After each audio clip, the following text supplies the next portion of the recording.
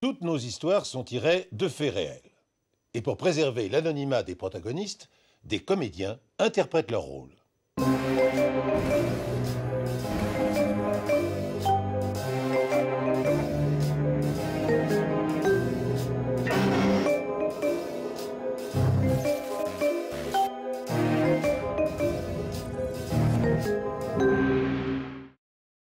On dit parfois que les contraires s'attirent, que le feu attire la glace, que la belle attire la bête. Et c'est souvent vrai. J'ai en effet rencontré nombre de couples unis, dont mari et femme semblaient pourtant ne rien avoir en commun. Julia et Béatrice ont illustré cet adage pendant 5 ans. Béatrice, 23 ans, est employée de bureau dans une société informatique. Elle est passionnée par les nouvelles technologies, domaine où elle est passée maître. Ordinateur sophistiqué, Internet au débit, téléphone cellulaire multifonction, etc. Julien est son contraire. Plombier. Dans l'entreprise familiale, il a la timidité de ceux qui fuient la foule et il est totalement réfractaire au monde de l'informatique. Les époux sont très heureux quelques années. Mais peu à peu, une faille, puis une brèche creuse leur différence. Et c'est pourquoi, quand cette histoire commence, on les retrouve au tribunal, dans l'attente d'une décision de divorce. D'accord. Bon, bah écoute, on fait comme ça. Je t'embrasse. Oh, je redoutais ce moment. Hein. Ça faisait plusieurs mois qu'on ne s'était pas vus et je savais que ça allait être dur. Je suis restée dehors le plus longtemps possible parce que rien que de l'imaginer, tout endimanché en train de rouler son alliance, ça m'énervait. Mais bon, il a bien fallu y aller. Hein.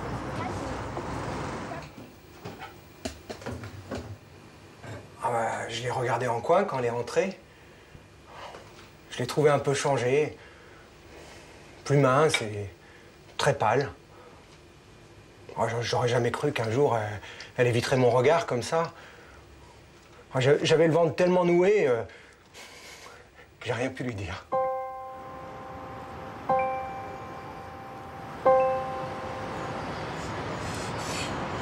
Bon, on s'est pas dit un mot. Moi, je me sentais un peu coupable parce que je savais que c'était à cause de moi si on en était là. Parce que lui, il n'était pas d'accord. Il avait essayé de me faire changer d'avis plusieurs fois. Mais bon, pour moi, c'était trop tard. Des filles avant Béatrice, j'en avais pas tellement rencontré. Bah, déjà, quand j'apprenais la plomberie, j'en croisais pas trop. Bon, faut avouer, j'étais pas très doué. La drague, tout ça, je regardais les autres faire, mais bon, moi, je pensais que c'était pas trop pour moi. Bon. Ouais, quand j'ai enfin rencontré Béatrice, alors là, j'ai tout fait pour que ça marche. J'en revenais pas qu'on en soit là, dans ce tribunal. Comme le juge voulait absolument avoir des explications et que moi, je voudrais régler ça une bonne fois pour toutes, bah, je lui ai raconté notre dernière dispute. Ça avait été la goutte d'eau qui avait fait déborder le vase.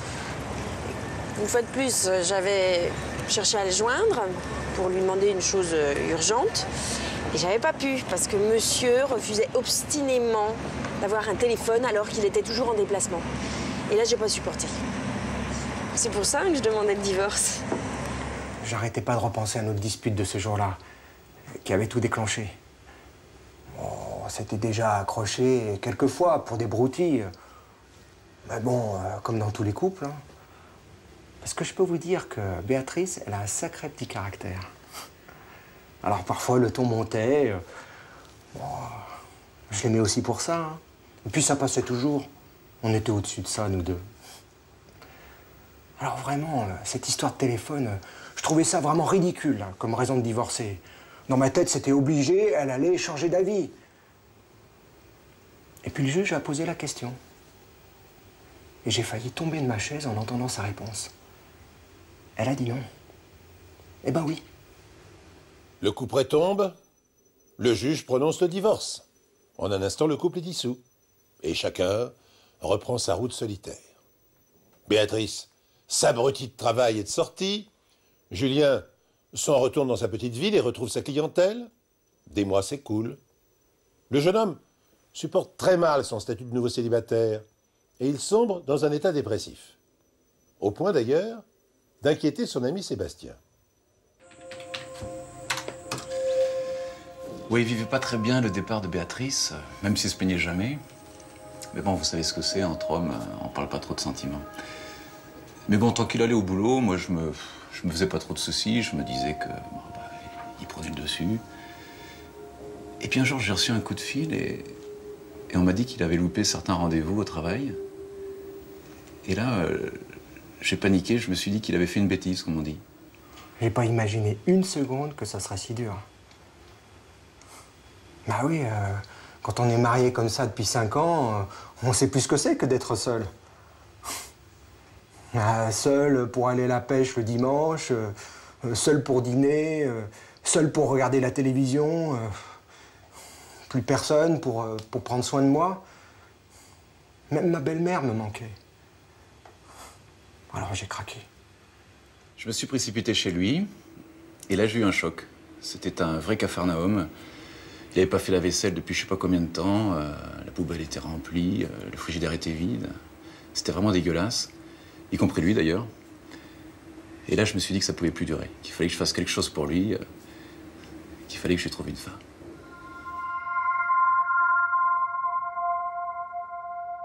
Sébastien, je savais bien qu'il avait raison. C'est d'une femme dont j'avais besoin. Mais bon, il en a de drôle, lui. On les trouve pas sous les roues des camions, les femmes.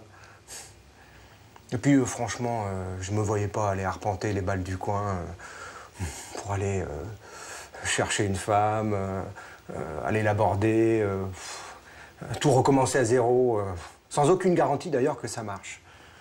Non, non, je m'en sentais pas le courage. Alors là, il m'a fait une grande tirade sur les soirées auxquelles il voulait pas aller, les femmes à qui il saurait pas quoi dire, les râteaux qu'il allait se prendre, bien sûr.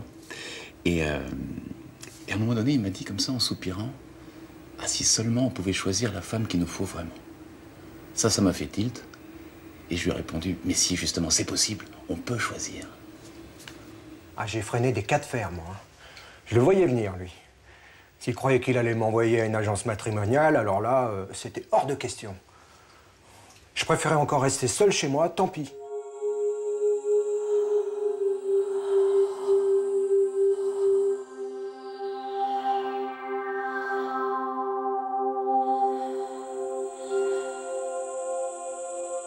J'ai commencé à lui parler des clubs de rencontres sur Internet.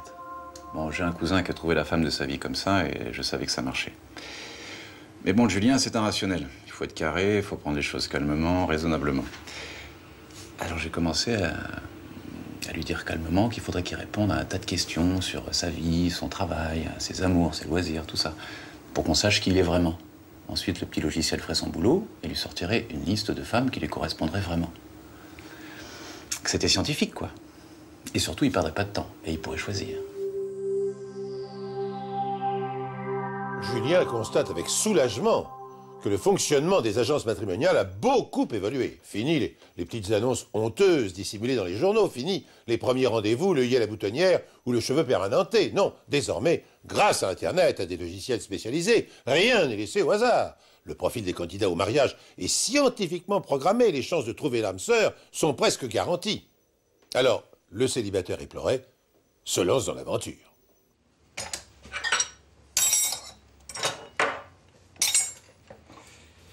Seb m'a montré plusieurs sites de rencontres sur son ordinateur. On regardait les photos et puis surtout les témoignages des gens pour qui ça avait marché. Bon, ils disaient que sans Internet, ils se seraient jamais rencontrés, que ça avait tout changé dans leur vie. Bon, ils avaient l'air heureux. Moi, je regardais surtout si le système avait l'air sérieux, quels étaient les critères. Et puis à un moment, bon, bah, on a trouvé un site qui me plaisait. Ils disaient qu'ils avaient les plus gros fichiers, que leur système était infaillible et que c'était le contraire de la loterie. Bon, bah, je me suis inscrit.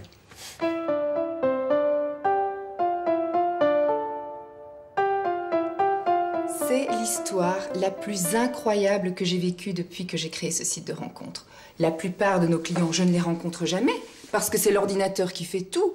Nous, on se contente d'envoyer à nos clients les fiches des gens qui correspondent à ce qu'ils cherchent. Et lui, Julien, là, je ne suis pas prête de l'oublier. Ah non, mais j'en revenais pas de tout ce qu'on me demandait.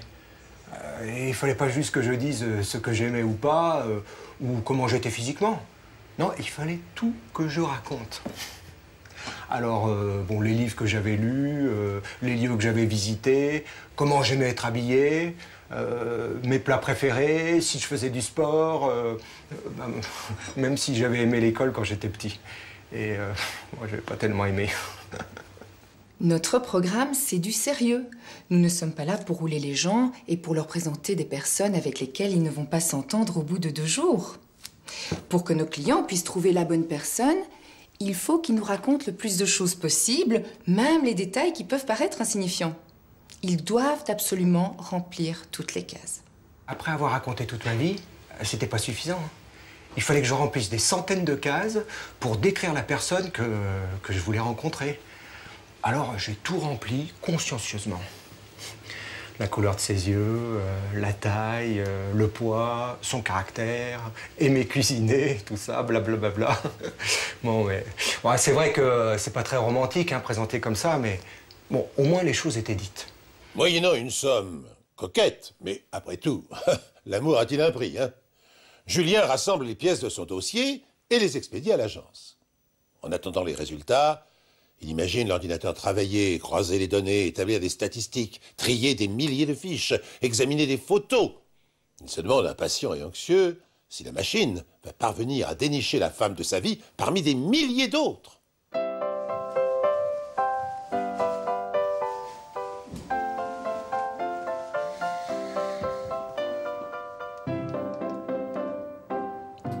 C'était la première fois que ça nous arrivait. Je ne savais même pas que techniquement c'était possible. J'avais un peu peur de sa réaction, et puis il a bien fallu qu'on lui annonce. Et j'ai décidé d'appeler moi-même. Il y avait une seule fiche. Pas 2, pas 3. Une.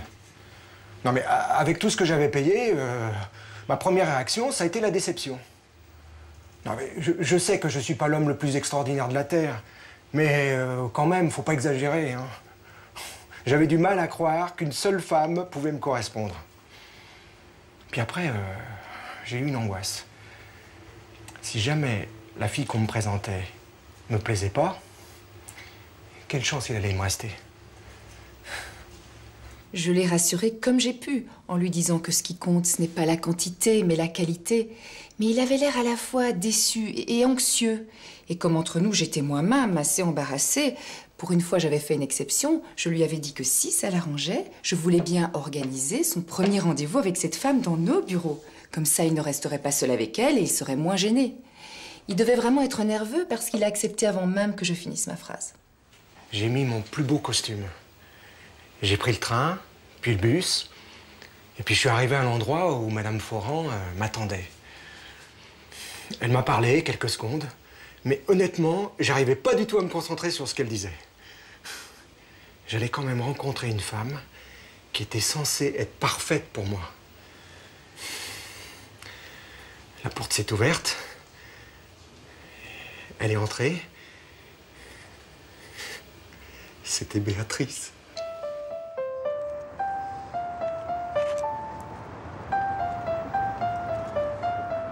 On est resté un bon moment comme ça, les yeux dans les yeux, sans dire un mot. C'est fou, on avait eu la même démarche.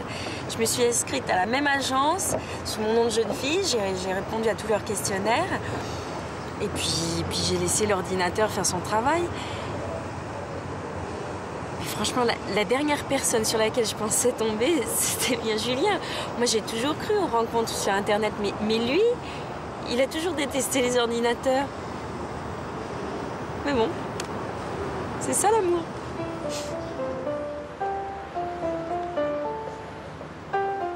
Julien et Béatrice se sont remariés sans hésiter. N'avaient-ils pas tout mis en œuvre pour sélectionner le partenaire idéal? N'avaient-ils pas fait appel aux technologies les plus sophistiquées pour réduire le hasard? Et puis, autrefois, n'avaient-ils pas aussi été heureux ensemble pendant 5 ans? Au fait, sans l'aide d'un ordinateur?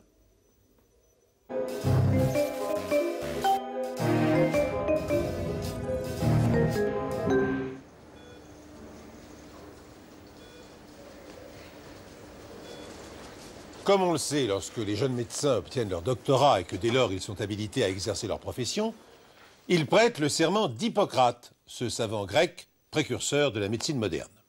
Ce serment, qui définit la charte éthique des praticiens, stipule, entre autres choses, que le futur médecin ne fera pas mauvais usage de ses connaissances et qu'il se consacrera sans compter à soigner les maux dont ses patients sont affectés.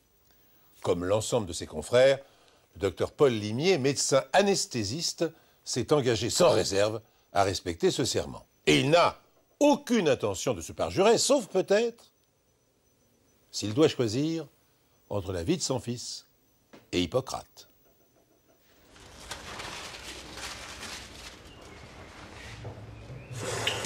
Paul Limier travaille à l'hôpital depuis 5 ans en tant que médecin anesthésiste.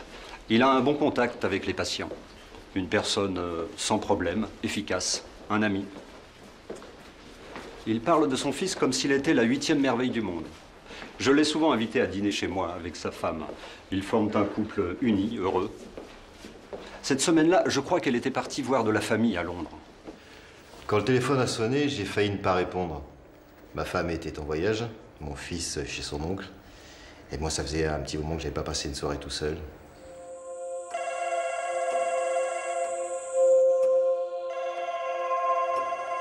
La voix de l'homme au bout du fil ne m'a pas paru très sympathique. Pourtant, il a juste dit « Paul Limier, ne quittez pas ». Puis il s'est adressé à quelqu'un près de lui. Et il lui a dit « Antoine, tiens, prends l'appareil, c'est ton papa ».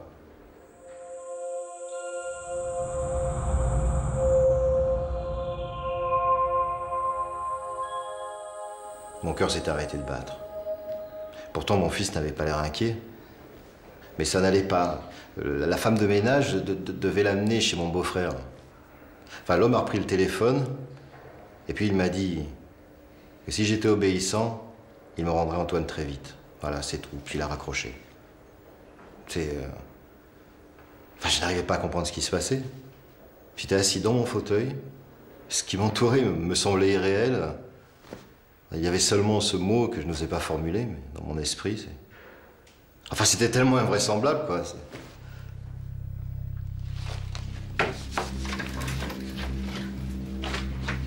Paul, je l'ai rencontré à l'hôpital lors d'une enquête. On avait sympathisé. Et lorsqu'il m'a exposé les faits, la première chose que j'ai fait, c'est que je l'ai félicité pour sa réaction, parce que dans ces cas-là, le principal, c'est de gagner du temps. Je suis resté bien 10 minutes les yeux dans le vide. J'ai essayé de rassembler mes esprits. Enfin, est-ce que ça pouvait être une blague de mauvais goût? Je ne connaissais pas la voix de cet homme. Cette voix traînante, nonchalante, insupportable. Alors les cas d'enlèvement en France, ça n'est pas très fréquent. Parce que ça nécessite beaucoup d'organisation, un esprit machiavélique et surtout un esprit résolu, froid, criminel. Pour ma part, c'était la première fois que j'avais affaire à ce genre de problème et je savais qu'en règle générale, les ravisseurs demandent une rançon. Et c'est la première fois que j'ai entendu parler d'une telle condition, en fait.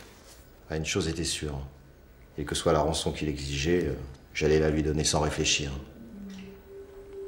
Le téléphone s'est remis à sonner.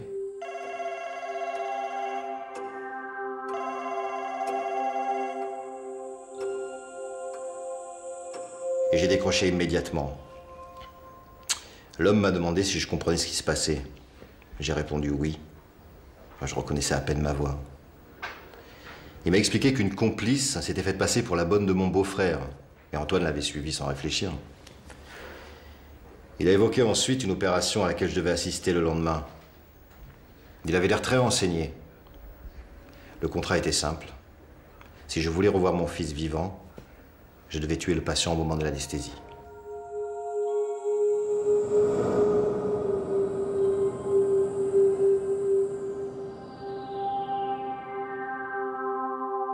Paul conserve quelques minutes, le combiné collé à son oreille.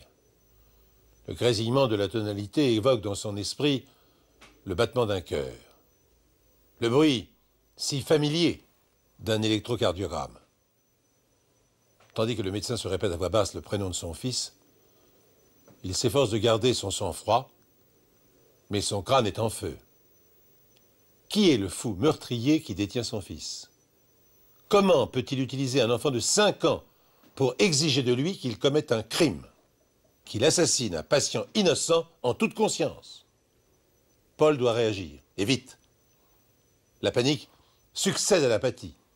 Qui pourrait lui venir en aide dans une telle situation? Alors qu'il cherche fébrilement une réponse, le téléphone sonne une nouvelle fois.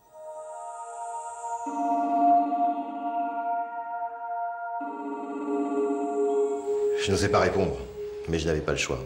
Alors j'ai décroché. La voix insupportable m'a simplement précisé que je n'avais pas intérêt à contacter quelqu'un. Je lui ai dit que ce qu'il exigeait était impossible. Alors il a eu un rire cynique, mais il ne me croyait pas. Alors j'ai joué le tout pour le tout. Je lui ai dit que l'opération pouvait être reportée. L'homme est resté silencieux un moment, et puis il m'a dit « J'espère que vous n'essayez pas de gagner du temps. » Et puis à nouveau cette affreuse tonalité du téléphone. Il n'avait pas l'air d'un professionnel, mais plus un fou. Enfin, je devais agir vite. Alors j'ai pensé à Daniel, le directeur de l'hôpital. Il voulait que je trouve le moyen de reporter l'opération d'Ernest H. Il tenait à ce qu'on pense que la décision venait de moi. C'était une opération délicate, à cœur ouvert, la valvule mitrale. C'est pas facile d'être la fille d'Ernest. On vit toujours dans la suspicion, la jalousie, comme si on devait se sentir coupable d'être riche. Vous imaginez, le propriétaire d'une grande chaîne hôtelière. Quand il m'a annoncé qu'il devait se faire opérer, je lui ai conseillé de se faire admettre à l'hôpital où je travaille. Mais quand on est aussi riche, on a forcément des ennemis. Mais 2 ou 3 pistes nous paraissaient plus sérieuses, puisque d'après Paul Limier, le kidnappeur avait des renseignements précis sur l'opération. Dans ces cas-là, le principal, c'est de gagner du temps.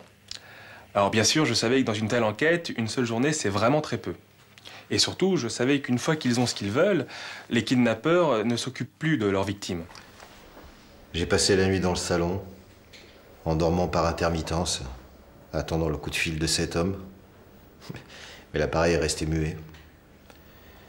J'ai vécu la journée suivante comme si j'étais un fantôme. Jusqu'au soir, rien, aucune nouvelle. J'ai commencé à imaginer les pires horreurs. Et puis j'ai appris que l'opération de mon père était reportée d'1 jour. J'étais furieuse. Je suis allée voir le directeur de l'hôpital pour lui demander des explications. Il m'a parlé vaguement d'une radio qu'on avait oublié de faire. À ce moment-là, je ne savais pas que ces 2 hommes faisaient tout pour épargner la vie de mon père. Le soir, le téléphone s'est enfin remis à sonner. J'étais à la fois soulagé et terrifié. J'ai décroché. Mon cœur s'est arrêté de battre quand j'ai reconnu la voix de mon fils. Je me souviendrai toujours de ces mots. Le monsieur, il a dit que tu devais faire ce qu'il te demande. Le monsieur, il a dit que c'est la dernière fois. De toute évidence, le kidnappeur de l'enfant est aux abois. Il n'a pas mordu à l'hameçon et il n'est pas disposé à accorder le moindre délai supplémentaire. Si Paul ne tue pas Ernest H., son fils mourra. Dans la tête du médecin, la voix de son fils répète en boucle « Le monsieur a dit que c'est la dernière fois. Le monsieur a dit que c'est la dernière fois. » La femme de Paul téléphone pour prendre des nouvelles. Paul raccroche, précipitamment, prétextant une urgence à l'hôpital. Sa décision est prise. Il obéira à l'ordre monstrueux du ravisseur. Au réveil, j'ai bu mon café. J'avais l'impression de me voir de l'extérieur. Ou plutôt de voir une marionnette. 1h30 après, Ernest H. était allongé devant moi. Il semblait confiant, il souriait même. Mais je ne devais pas me laisser distraire. Pour moi, ce n'était qu'un corps.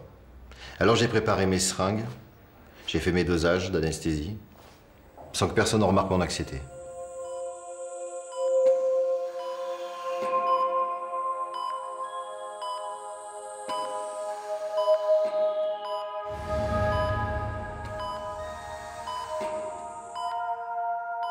J'avais insisté pour participer à l'opération de mon père.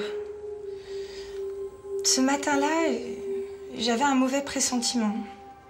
La vie de mon père ne tenait qu'à la compétence d'un chirurgien, de son équipe et d'objets qu'il manipulait.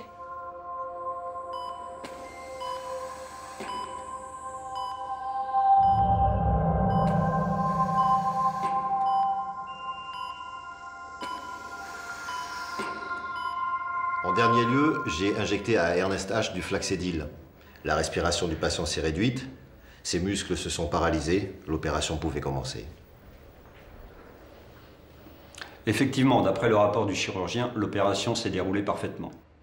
Elle n'a pas duré plus de 10 minutes. Paul surveillait l'électrocardiogramme afin de contrôler que tout se passait bien. La fille d'Ernest H a tenu son rôle d'infirmière malgré son stress. Quand Paul est sorti de la salle d'opération, il avait le regard grave et épuisé. Je me souviens à ce moment-là y avoir simplement dit que nous n'avions toujours rien, mais qu'il me faudrait sans doute une demi-journée de plus. Et c'est à ce moment-là que le bip-bip régulier de l'électrocardiogramme s'est changé en un son rectiligne. Alors bon, moi je suis pas médecin, mais je me doutais bien que c'était pas bon signe. C'était comme si mes pressentiments étaient en train de se confirmer. J'ai rappelé Paul Limier en essayant de garder mon calme. Et puis, tout est allé très vite. Il a installé le défibrillateur électrique. J'ai envoyé le courant une fois, 2 fois. J'en pouvais plus. Je me suis assise sur une chaise. Une assistante a pris le relais. Paul Limier a fait des piqûres d'adrénaline à mon père. Ensuite, un grand silence. On m'a aidé à sortir de la pièce. Et puis j'ai entendu l'assistant murmurer « Toujours pas de respiration ». Et Paul Limier a déclaré d'une voix enrouée « On l'a perdu. Que quelqu'un prévienne la morgue. » On conduit l'infirmière en salle de repos. Quand on sombre dans un gouffre, on se raccroche à ce qu'on peut. Virginie se souvient qu'elle devait déjeuner avec son demi-frère. Elle lui téléphone pour s'excuser et lui annoncer la mort de son père. Plus tard, vers midi, un homme arrête un taxi sur les grands boulevards. Il aide un enfant à prendre place et lance une adresse au chauffeur. Quelques heures plus tard, Paul Limier observe avec tendresse son fils Antoine jouer dans le salon. L'enfant ne semble pas avoir trop souffert de sa détention. Toutes les questions viendront plus tard. Nous avons investi l'appartement du kidnappeur dans l'après-midi. Il n'a opposé aucune résistance, du moins tant qu'il a cru que son père était mort, puisque Paul Limier était mêlé sans le vouloir à une affaire de famille. Xavier, le kidnappeur, était un fils bâtard, et Ernest n'avait jamais voulu le reconnaître, et c'est d'ailleurs pour ça qu'il vouait à ce millionnaire une haine immense. Je savais que Xavier avait des rancœurs à l'égard de mon père. Mais j'ignorais à quel point. Et puis, je voulais à tout prix le préserver. Il a été interné à plusieurs reprises. Quand papa a été admis à l'hôpital, Xavier n'a pas cessé de me poser des questions, d'avoir des renseignements. Moi, je pensais que c'était bon signe. Ça voulait dire qu'il s'inquiétait pour lui. Ouais. J'étais bien loin de la vérité. Et il a failli jeter sur moi quand je lui ai dit que son père n'était pas mort. Heureusement, mes collègues l'ont maîtrisé, et alors il s'est mis à pleurer comme un gosse.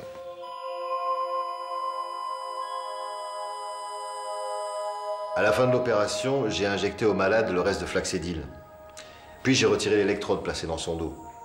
Tout le monde était en train de ranger son matériel, personne ne m'a remarqué. Ernest H paraissait cliniquement mort.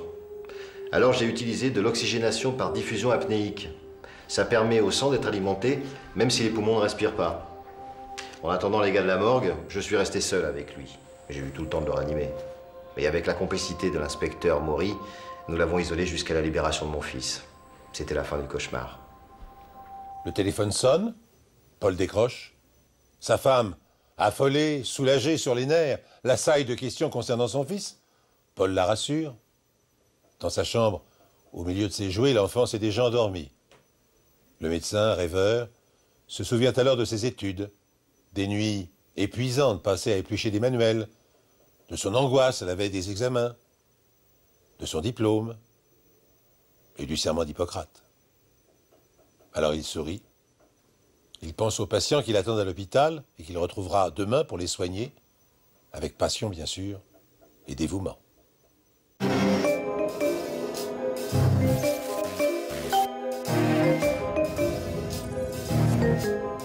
On peut parfois être aux premières loges et ne rien comprendre au spectacle. Croyez-moi, je vous parle en connaissance de cause. Occuper la première loge, c'est la spécialité de Madame Michaud. Cette dame, âgée d'environ 55 ans, a pris l'habitude de scruter tout ce qui bouge derrière sa fenêtre et d'en faire profiter les habitants de sa ville de province. Une manie tenace, une curiosité insatiable qui occupe l'essentiel de son existence. Car, veuve depuis 10 ans et n'ayant pas d'enfant, Madame Michaud est en manque de loisirs. Alors ainsi connaît-elle par cœur les moindres faits et gestes de chacun de ses voisins. Pourtant, un événement décisif échappe un jour à la vigilance de la pipelette. Et les conséquences sont aussitôt catastrophiques.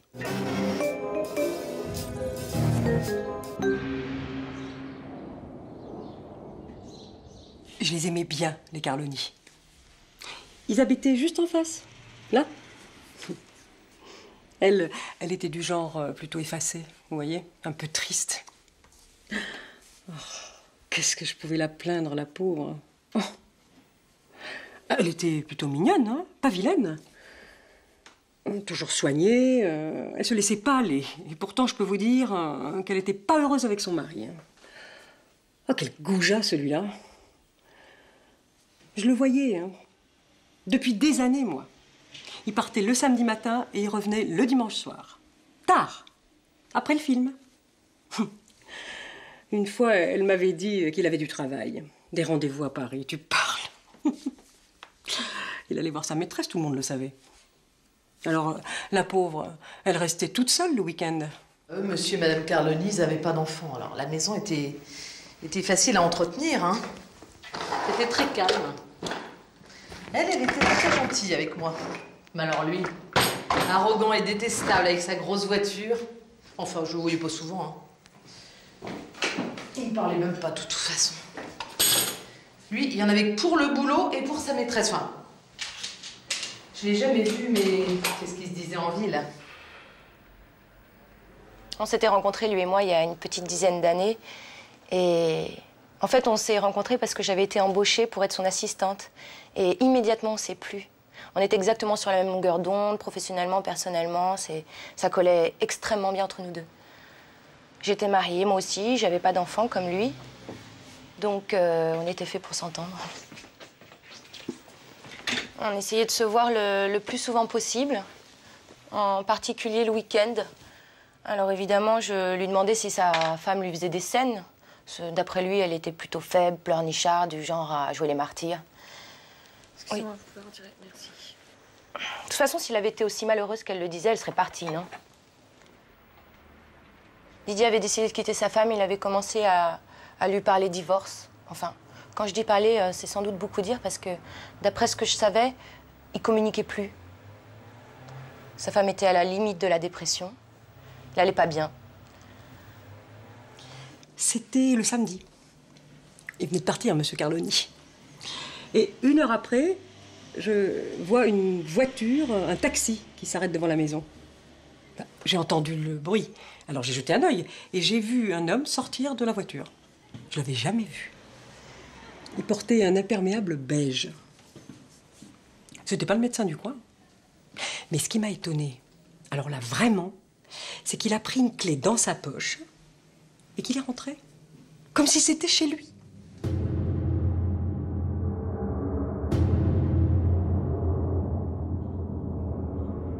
Après la première et mystérieuse visite de l'inconnu, il y en a une seconde, puis une troisième.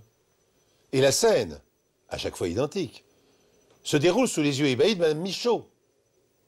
Le mari quitte la maison, un taxi se présente, un homme en sort et entre chez les Carloni comme s'il s'agissait de sa propre maison. Pour la voisine trop curieuse, ce petit manège insolite est un véritable régal. Pour tout vous dire, j'en revenais pas. Notez que, tout bien pesé, j'étais assez contente que Madame Carloni ait un amant. Attendez, ne me faites pas dire ce que j'ai pas dit. J'encourage pas l'adultère. Mais là, je trouvais normal que la petite se laisse plus faire par son mari. Solidarité féminine. Vous me suivez? En ville, on me disait, mais comment savez-vous que cet homme est son amant? Ben, puisque c'est pas quelqu'un de sa famille, ni le médecin, qui voulez-vous que ce soit, je répondais. Je sais qu'il lui reste qu'une vieille tante du côté de l'île.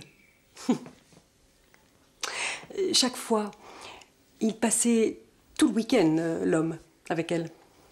Elle sortait juste pour faire quelques courses rapides. Pour le ravitaillement, vous voyez? L'amour, ça creuse. C'est grâce à Madame Michaud qu'on a su, que tout le monde a su. Moi, j'étais bien contente qu'elle faisait un réconfort, hein, parce que avec son mari, c'était pour une vie. De mon côté, après 10 ans de dispute, mon mari avait rencontré quelqu'un. Il avait enfin accepté l'idée de divorcer. Donc j'étais bien contente parce que j'allais pouvoir enfin commencer ma nouvelle vie avec Didier.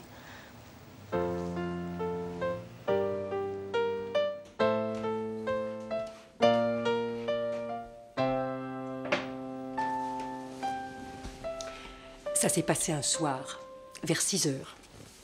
J'entends encore le bruit du moteur du taxi. Je savais que la petite madame était partie faire des courses, je l'avais vue sortir. Alors, ce taxi, tout à coup, ça m'a vraiment étonnée.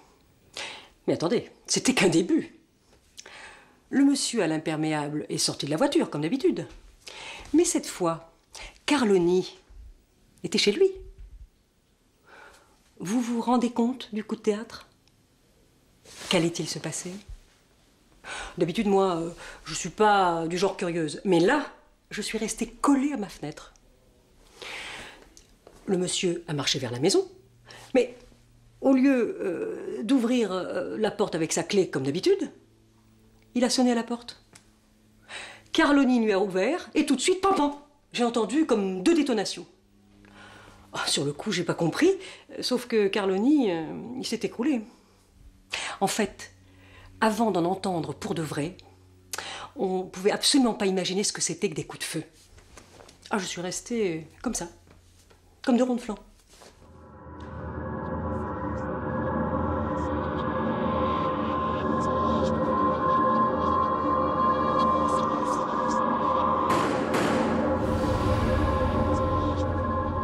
Quand j'ai repris contact avec la réalité, plus de taxi, plus d'imperméable, plus d'hommes. Il avait disparu, envolé. J'ai quand même eu l'idée de téléphoner à la police. Didier Carloni reçoit 2 balles en plein cœur. C'est une exécution nette et sans bavure. Quand Madame Carloni revient de faire ses courses 1 heure après le drame, la police a investi les lieux et interroge la voisine qui a donné l'alerte. Madame Michaud, partagée entre excitation et émotion, a déjà fourni une foule de renseignements. Elle a décrit l'homme à l'imperméable dans ses moindres détails. Elle a même affirmé, sans en avoir la moindre preuve, que l'inconnu était vraisemblablement l'amant de Madame Carloni. Quand cette dernière découvre le corps sans vie de son mari, elle étouffe un sanglot et finit par murmurer « Michel, c'est Michel !» C'est grâce à moi que la police est arrivée très vite. Bien, à ce moment-là, je venais d'interroger la voisine bavarde. Vous savez, je me méfie toujours de ce type de personnes qui ont toujours tout vu par hasard et qui sont capables de vous faire une description des faits de A à Z. Enfin bon, j'aurais eu mauvaise grâce à me plaindre parce qu'elle m'avait quand même donné une description précise du tueur présumé. Donc à ce moment-là, est entré un petit bout de femme fragile. C'était Madame Carloni. Elle semblait ne se douter de rien. Et elle a aperçu le cadavre de son mari, s'est précipitée vers lui et a simplement dit un prénom, Michel en l'occurrence. Je lui ai demandé à ce moment-là, mais qui est cet homme, qui est ce Michel? Elle m'a répondu c'est mon amant. Madame Carloni m'avait dit de rester avec elle tout l'après-midi. Et puis je travaillais à l'étage et quand j'ai entendu tout ce raffut, je suis descendue en bas. Hein. Et du coup, j'ai été aux premières loges. J'ai été aux premières loges pour écouter l'histoire de madame. Bah là, elle disait au commissaire que son amant s'appelait Michel, qu'elle l'avait rencontré à la neige. Bah oui, quand elle était partie à Noël. Madame Carloni, elle a été très coopérative. Hein, elle m'a parlé spontanément de son amant, de sa rupture et puis de cette promesse qu'il lui avait faite. Je t'aiderai quand même. Mais l'aider à quoi? À divorcer, elle m'a répondu. Alors, je lui ai dit, mais vous voulez dire que c'était une sorte de cadeau d'adieu, de rupture?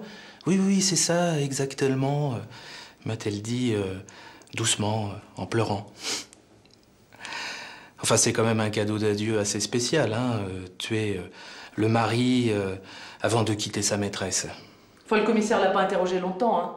Il a bien vu que madame était pas en état de répondre à ses questions. Alors il est parti.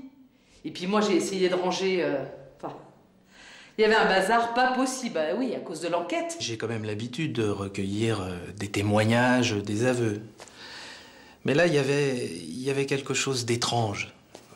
Cet amant dont elle ne connaissait même pas le nom de famille. Hein, et puis qui lui fait un cadeau d'adieu totalement loufoque. C'était pas clair. Je me suis dit qu'il y a quelque chose qui collait pas. Alors je me suis décidé à retourner voir la voisine trop bavarde. Le commissaire était dans le brouillard, je peux vous le dire.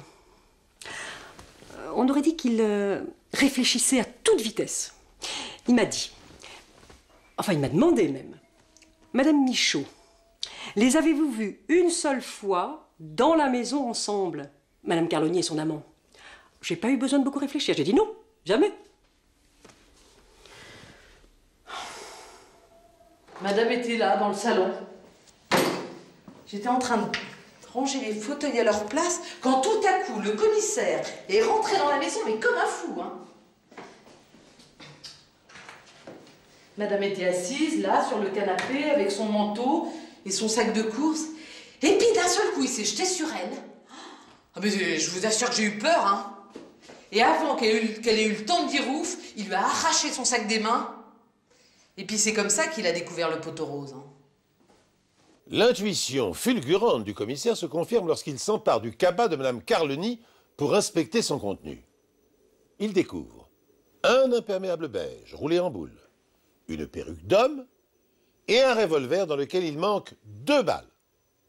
L'accoutrement à l'accessoire près du mystérieux Michel. Mme Carloni n'a jamais eu d'amant. Sachant que sa voisine épiait ses moindres déplacements, elle s'était déguisée en homme et avait soigneusement orchestré une habile mise en scène à son intention. Une fois sûre d'avoir endormi les soupçons de la pipelette, elle avait froidement abattu son mari et était revenue sur les lieux du crime pour jouer cette fois le rôle de la veuve éplorée. Et, pour crédibiliser sa mascarade, elle était même allée jusqu'à demander à sa femme de ménage de rester à la maison tout l'après-midi. Didier, c'était l'homme de ma vie. Je l'aimais plus que tout. Merci. Je m'en veux aujourd'hui de ne pas l'avoir suffisamment mis en garde contre sa femme. Merci. Il a trop tardé à la quitter. Il lui a laissé le temps de macérer son amertume, d'organiser sa vengeance. En tout cas, j'espère qu'elle finira ses jours en prison. C'est ce qu'elle mérite et comptez pas sur moi pour m'apitoyer sur son sort. Pauvre Madame Carloni. Je lui ai envoyé une lettre en prison. Il se dit en ville qu'elle peut plaider le crime passionnel. Peut-être qu'elle en prendra pour moins longtemps. Bien sûr, c'est pas bien de tuer un homme. Mais là, franchement, il l'avait presque mérité, vous savez. En tout cas, moi, je suis pas peu fière. Parce que quand même, c'est grâce à moi si l'enquête a abouti.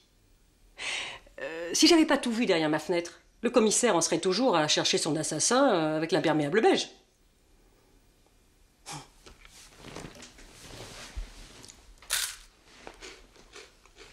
Pendant de longues années, Mme Carloni avait espéré rencontrer un homme qui lui aurait fait oublier son calvaire conjugal. De guerre lasse, elle avait créé de toutes pièces et avec une audace et une imagination dont personne ne l'aurait cru capable. Dans la petite ville encore secouée par ce fait divers hors du commun, on murmure aujourd'hui que Michel, l'homme à l'imperméable, son amant imaginaire, aurait sans doute mérité d'exister.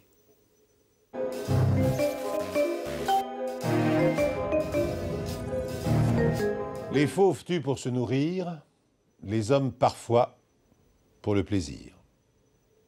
La cruauté humaine connaît-elle des limites? On peut en douter à l'écoute de ce fait divers dont la barbarie est inimaginable. J'ai d'ailleurs longtemps refusé de le croire authentique, jusqu'à ce que les témoignages recueillis par notre équipe soient venus malheureusement confirmer les faits. Antoine Vallée est professeur de français dans un collège. C'est un garçon posé, sans histoire. C'est pourquoi, lorsqu'un commissaire de police le convoque, il obéit sans appréhension. Il déchante vite quand il s'aperçoit que la morgue est le lieu du rendez-vous. Et il s'effondre en sanglots quand il se retrouve devant la dépouille de son frère Nicolas.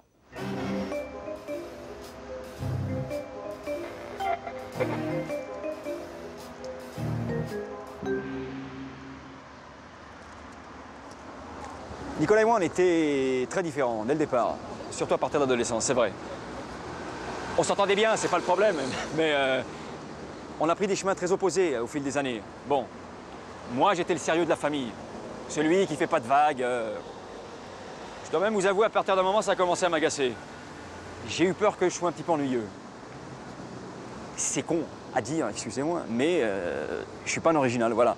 Nicolas, lui, il l'était complètement. On pourrait même dire qu'il était une sorte de marginal. Je ne sais pas de quoi il vivait. Je savais qu'il squattait à droite à gauche, dans des maisons abandonnées, dans des chantiers. Mais bref, si vous voulez, on ne s'est pas vu durant toutes ces années. C'est pas parce qu'on ne s'entendait pas ou parce qu'on était fâchés. C'est juste que je ne savais pas où joindre mon frère pour lui proposer de boire un verre. Voilà. On était très différents. Oui, donc j'ai convoqué Antoine Vallée parce que nous avions retrouvé sur les effets de son frère des papiers d'identité. Quand j'ai vu arriver ce type-là, je me suis dit, ces deux-là ne sont pas faits du même bois du tout. Antoine Vallée était professeur de français, bien élevé, sans histoire visiblement. Tandis que son frère, lui, était sale, les cheveux longs, barbu, enfin, un squatteur, quoi. C'est monsieur de Fulgence, le châtelain, qui nous a prévenus le soir du 7 au 8 février. Il a découvert un cambrioleur dans une des salles du château, Nicolas Vallée.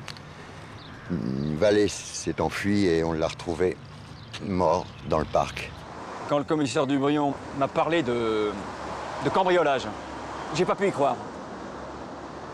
Que Nicolas ait une vie un peu spéciale, je veux bien l'accepter. Mais on ne devient pas cambrioleur simplement parce qu'on n'a pas envie de vivre dans un appartement ou un pavillon bien propre. Cette histoire ne tenait pas debout. Lui, le commissaire, il voulait pas en démordre. Moi, je voulais pas croire à son histoire. Bref, on s'est carrément bouffé le nez après 2 minutes d'entretien. Tragédie grecque. Tragédie grecque. Par exemple, Sophocle. Sophocle. De toute façon, toute la tragédie grecque, c'est tout par là, voilà. Ma première entrevue avec Antoine Vallée s'est très très mal terminée. Il faut dire que les faits étaient éloquents. Et de plus, le témoignage de monsieur de Fulgence était sans appel. C'est lui quand même qui avait fait fuir le voleur, c'est lui qui avait découvert le corps, et c'est encore lui qui nous avait prévenus. Donc... Mais j'avais l'impression que Antoine Vallée me prenait de haut, pensait que je voulais bâcler l'enquête. Et puis, j'ai eu peur qu'il aille rôder autour du château pour mener une enquête parallèle. Monsieur de Fulgence était un homme renommé dans la région et certainement pas un menteur. Donc, j'ai été un peu sec avec Vallée, c'est vrai. Commissaire ou pas, châtelain ou pas, pour une fois dans ma vie, je ne me suis pas contenté de prendre pour argent comptant ce qu'on me disait. Le lendemain de la convocation au commissariat, je suis allé faire un tour du côté du château. Je voulais voir où mon frère était mort. Je voulais essayer de comprendre ce qui s'était passé cette nuit-là, vous comprenez?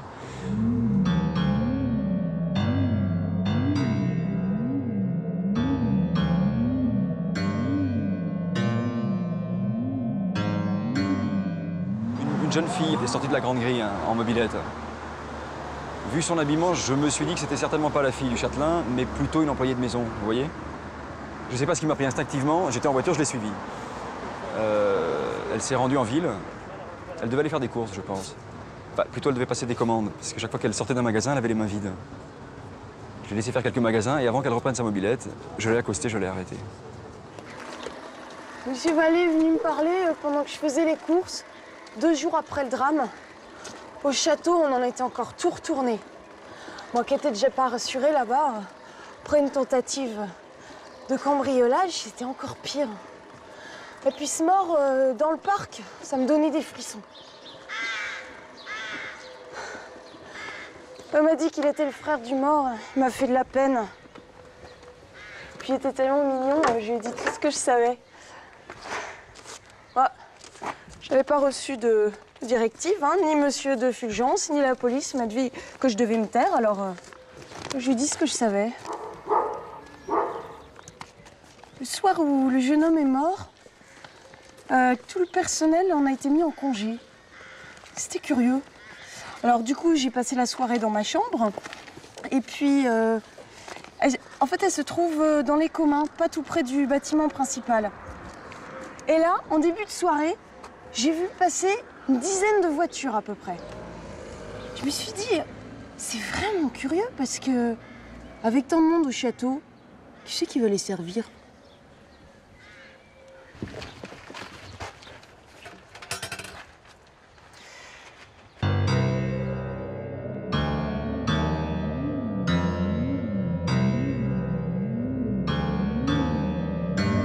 Je savais que quelque chose clochait avec cette soirée, vous comprenez? De toute façon, je suis sûr d'une chose. Et ça m'a réconforté dans cette assurance, c'est que Nicolas n'était pas un cambrioleur. Je le sais. Et non seulement c'était pas un cambrioleur, mais il serait jamais allé squatter une maison pleine de monde, non? Antoine Vallée est fortement ébranlé par le récit de Mathilde Duban. Il confirme ses suspicions et l'encourage à poursuivre secrètement sa contre-enquête. Dans l'espoir de recueillir d'autres informations, le professeur se rend à l'extérieur de la ville, dans le squat, où son frère trouvait refuge. Dès que je suis arrivé, tous les gens sont venus me parler. Il y a une chose à laquelle je n'avais pas pensé, c'est que Nicolas et moi, on se ressemblait beaucoup physiquement. Je pense que c'est pour ça qu'ils sont venus vers moi. C'est comme s'ils m'avaient reconnu. C'est comme s'ils m'attendaient aussi. Il y a un homme surtout qui s'est approché de moi, qui s'appelait Claude. C'était le meilleur ami de Nicolas depuis ces dernières années.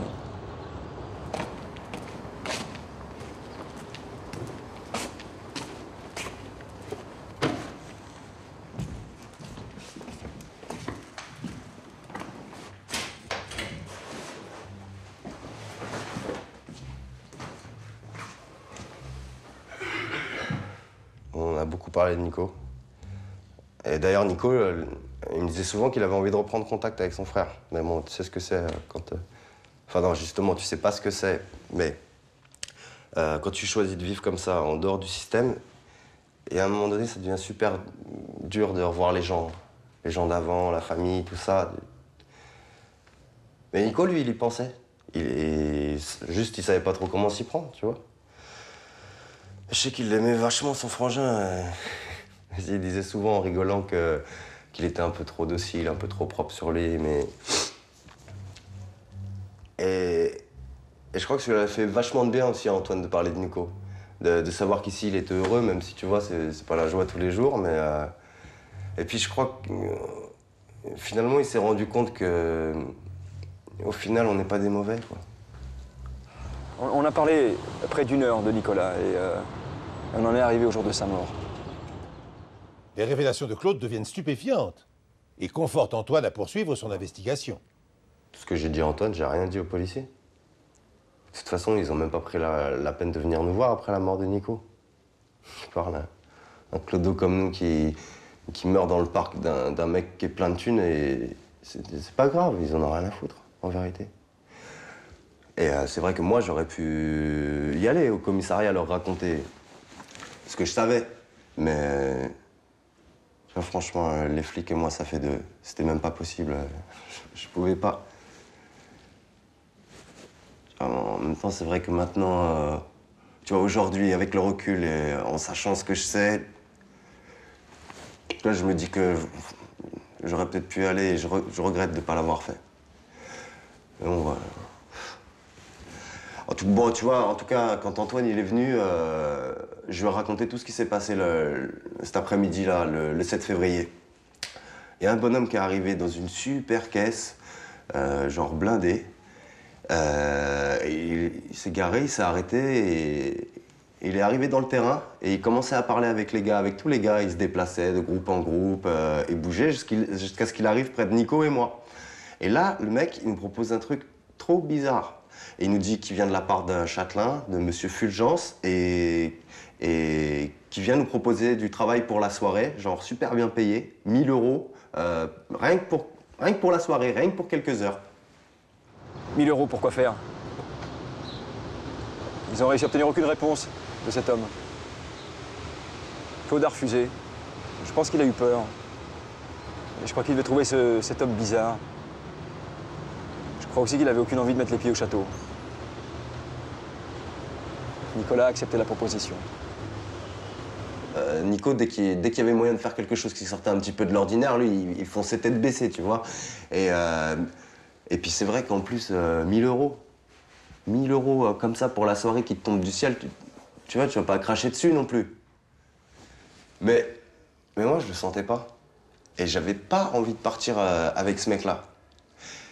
Et Nico, lui, il a foncé dans la voiture, direct. Le mec, il a dit qu'il leur accompagnerait le soir une fois que le boulot serait terminé. Et tu vois, Nico, il est parti en fin d'après-midi et on l'a jamais revu. Antoine Vallée parvient à convaincre Claude Moulinet de l'accompagner au commissariat pour faire une déposition officielle. Dubrion écoute le récit du jeune squatter avec attention et décide sur le champ de relancer l'enquête. Évidemment, ça changeait tout. Monsieur de Fulgence ne m'a jamais parlé de cet épisode et en plus, il ne m'a pas dit que ce soir-là, il y avait une réception au château. Donc, j'ai été m'excuser auprès de Vallée. J'avais été un peu dur avec lui, donc voilà. Mais j'ai cru à cette histoire, j'ai cru à Monsieur de Fulgence parce que elle était classique, banale. C'est une histoire comme on en voit tous les jours. Avec l'arrivée du mystérieux envoyé, elle devenait sacrément tordue, cette histoire. Donc, voilà. Et puis j'ai repensé à ce que m'avait dit Vallée. Mon frère ne peut pas être un voleur. Ces dires ont été confirmés d'ailleurs par Claude Moulinet. Alors, bien évidemment, son frère ne pouvait pas être un voleur puisque quelqu'un est venu le chercher pour l'amener au château. Enfin, j'ai remis mon équipe sur le coup et... Le commissaire ne m'a pas appelé pendant plusieurs jours. C'était insupportable. J'essayais de me concentrer sur mon travail, j'y arrivais pas. Je supportais plus mes élèves. Et un matin, mon mobile a sonné. Le commissaire m'a dit de venir le voir immédiatement. J'ai mis quelques jours à rassembler toutes les pièces du puzzle et obtenir les aveux de Monsieur de Fulgence. Vous savez, j'ai 55 ans et c'est une des histoires les plus atroces de ma carrière.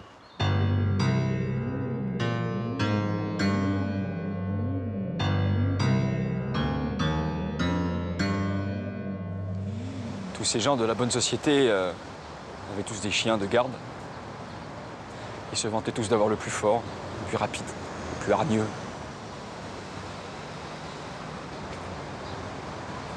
Monsieur de Fulgence avait convié ses amis à une sorte de chasse à l'homme.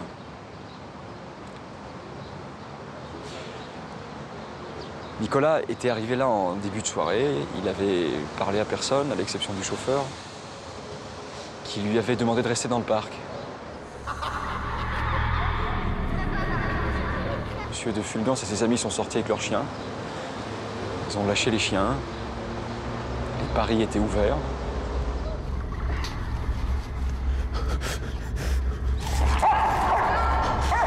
Je pense que Nicolas a dû entendre les chiens, il a eu peur, il s'est mis à courir forcément.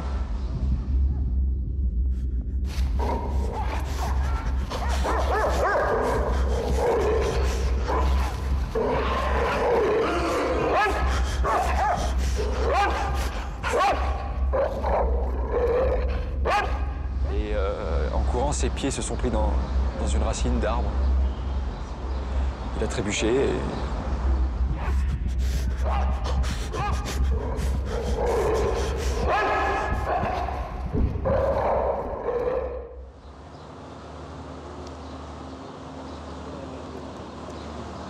Cette affaire abominable, digne d'un film d'horreur, s'achève sur la mise en détention du châtelain et de ses complices. Aujourd'hui, Antoine Vallée se rétablit difficilement du traumatisme qu'il a subi. Une seule chose parvient néanmoins à apaiser sa peine, il n'a jamais douté de l'honnêteté de son frère. Cette certitude lui a fait découvrir la vérité, l'atroce vérité.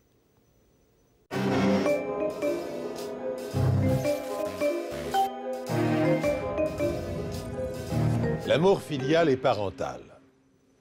Des sentiments affectueux partagés et réciproques entre parents et enfants. Cette expérience, assurément l'une des plus belles de la vie, nous semble tellement naturelle que nous sommes choqués quand parfois il en va autrement.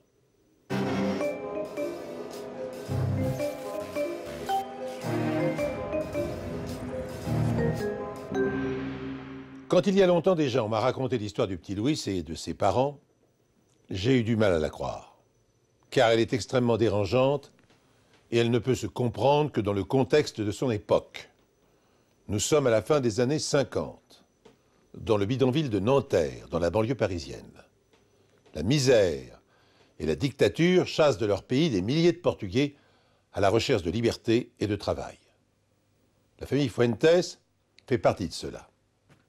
Un matin, Luis, 11 ans à peine, se fait arrêter par les policiers alors qu'il vole une mobilette. Voleur de mobilette à 11 ans. C'est ce qu'on appelle un mauvais départ dans la vie. François Hébert, le policier qui l'arrête et l'interroge, n'est pas prêt d'oublier le petit Louis, son regard déterminé et son silence buté.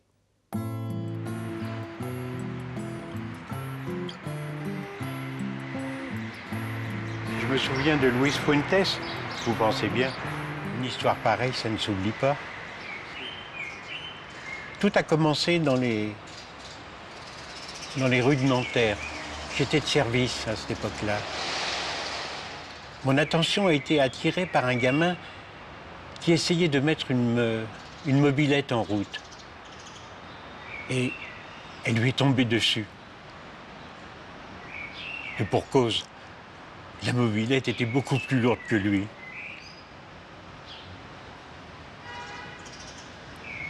Ah, il s'est pas démonté, le gamin.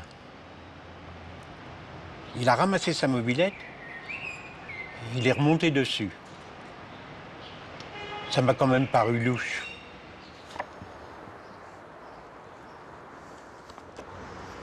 Je l'ai toujours sur moi. Le voleur de bicyclette. J'aime ce film. C'est le plus beau film du monde. Non, vous croyez pas? On était mal à l'aise avec ce gosse. On était choqués. Il ne disait rien. Il ne répondait pas à nos questions. Comme un gosse qui cache un secret. Un môme de 11 ans qui vole une mobilette, c'est pas tous les jours. Et puis, j'avais honte. J'avais un trou dans mon pantalon. Ah, je peux vous dire qu'à cette époque-là, c'était pas la mode. Hein. C'est pas comme aujourd'hui. Hein. Enfin. En restant muet, ce gosse, il voulait dire quelque chose. Ça m'a turlupiné. J'ai senti qu'il y avait quelque chose qui clochait chez ce môme. Je voulais rien dire. C'était mon histoire. Et puis, je venais juste de comprendre. Alors, c'est vraiment pas une histoire simple.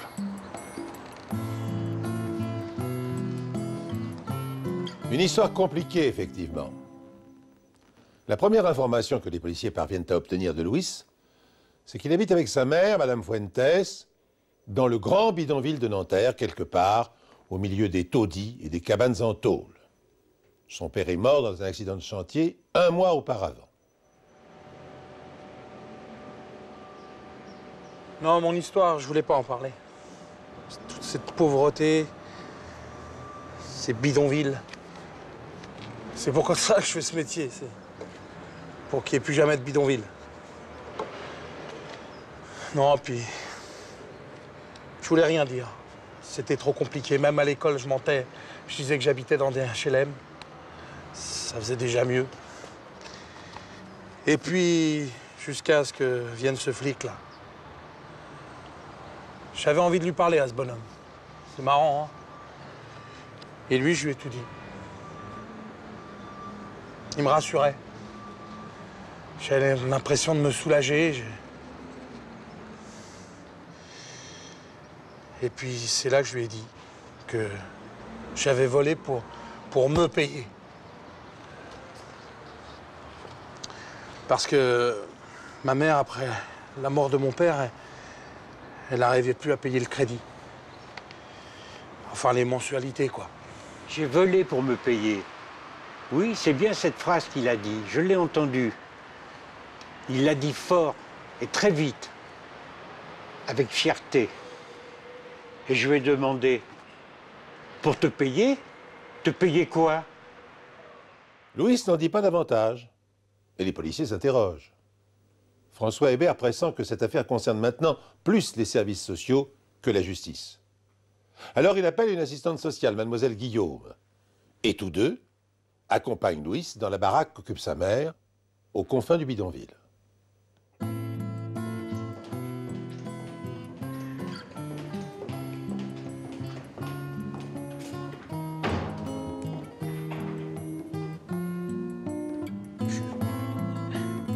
Oui, je sortais à peine de l'école d'assistante sociale. J'étais une débutante toute fraîche, pleine de bonnes intentions et de grands idéaux. Oh, j'avais quoi? 23 ans maximum. Ça a été mon tout premier contact avec le métier. Au programme, j'avais un voleur de 11 ans, orphelin de père, dans un bidonville. J'étais en plein Zola. Ce jour-là, j'ai halluciné. Ah, ce truc, un véritable labyrinthe. Je n'avais jamais mis les pieds dans un bidonville. L'assistante sociale non plus, d'ailleurs.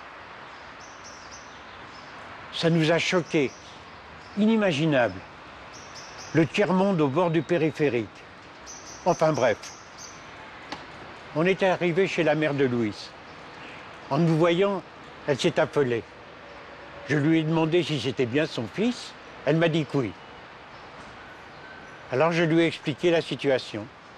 Je lui ai dit qu'on avait vu son fils en train de voler une mobilette. Personne ne voulait en parler, il y avait une gêne énorme et finalement légitime quand on y réfléchit. Et de notre côté aussi, hein, on avait du mal à entendre cette histoire.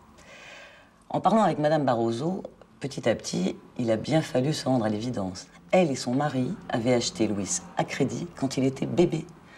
Un truc incroyable. Cette histoire inconcevable pourrait être sordide si elle n'était profondément humaine. Si cette misère, inimaginable en France aujourd'hui, du moins je l'espère, n'avait poussé les protagonistes aux pires extrémités. Monsieur et Madame Fuentes ne peuvent pas avoir d'enfants. Par ailleurs, ils figurent parmi les habitants les moins pauvres du bidonville. Je n'ai pas dit les plus riches, hein, les moins pauvres. Juan Fuentes est maçon. Durant les beaux jours, il parvient à se faire embaucher sur des chantiers. Leur cabane est un peu moins primitive que celle des autres. Ils possèdent une chèvre, quelques poules. Les parents biologiques de Louis ont quant à eux 3 enfants et ils manquent de tout. Chaque jour est un combat dont l'issue est incertaine. C'est pourquoi quand Louis naît, pour sauver le reste de la famille, il se résigne à conclure un atroce marché avec les Fuentes. Ils ont décidé d'un crédit d'une dizaine d'années par mensualité. Je crois qu'à l'époque, ça devait faire quelque chose comme 25 ou 30 francs par mois, ce qui à l'époque était une somme quand même. Enfin bref, un crédit sur plusieurs années, exactement comme quand on achète une voiture ou un appartement. Évidemment, c'est très choquant, je vais pas vous dire le contraire. Bon, moi, j'en croyais pas mes oreilles, j'étais horrifiée qu'on puisse faire ça. Mais bon, fallait voir le contexte, hein. Le contexte est le suivant. Sans emploi, le père de Louis ramasse des chiffons, collecte de la ferraille, trie des ordures. Sa mère, sous-alimentée, est dans l'incapacité de lui fournir le lait maternel qu'il réclame. Et naturellement, les moyens de la famille ne lui permettent pas d'en acheter. D'autant, ne l'oublions pas, que les parents ont 3 autres enfants en bas âge à nourrir. Bien sûr, faire de son enfant une monnaie d'échange, c'est inadmissible, c'est indéfendable. Mais pour ces personnes-là, dans ces circonstances-là, c'était, comment dire, la seule solution d'une certaine manière. Parce que dans cette transaction épouvantable, chacun y trouvait son compte, ou du moins une façon d'améliorer son quotidien. Et même pour Louis, finalement, c'était mieux. Non, les Fuentes, eux, ils étaient contents de m'avoir. Et puis, je mangeais tous les jours à ma faim. Ça se voit.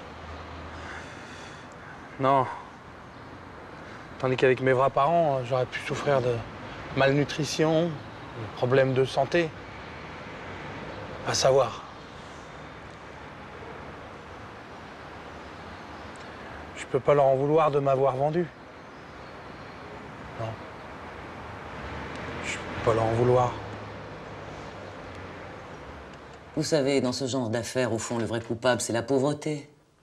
La misère, moi, je dis que c'est une garce. C'est la pire des garces. Et le gamin avait décidé de finir de payer à la place de sa mère, en volant des mobylettes.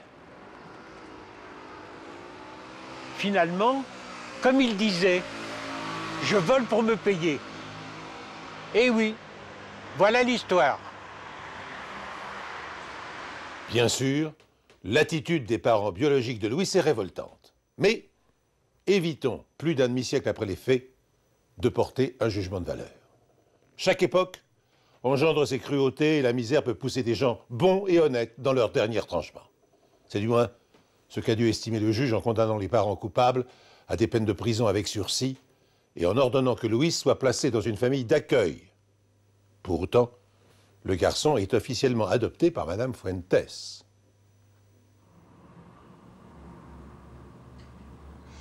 Oui, c'était une procédure tout à fait exceptionnelle. Normalement, bien évidemment, une personne indigente ne peut pas adopter. Mais dans ce cas précis, la DAS a pris en compte le lien particulier entre Louis et Madame Barroso. Il faut dire qu'elle et son mari s'étaient très bien occupés de lui, l'avaient nourri, élevé depuis tout petit. Donc l'adoption a été effective, mais Louis a quand même été placé en famille d'accueil, où ça s'est d'ailleurs très bien passé. Il allait voir Madame Barroso tous les 15 jours. Peu de temps après, il a eu un logement social, il a continué à lui rendre visite jusqu'à sa mort il y a 3 ans. Louis a grandi, il est devenu charpentier. Il construit des maisons, des vraies maisons, habitables et confortables. Il s'est marié. Et il a 3 enfants, dont 2 sont aujourd'hui adultes. Il a revu plusieurs fois ses parents biologiques, mais par pudeur, il répugne à évoquer la teneur de ses visites. Et aujourd'hui, j'ai un petit gars. Je lui ai acheté un vélo, enfin un tricycle. Hein. Et puis quand il sera plus grand, je lui achèterai une belle mobilette. Belle mobilette.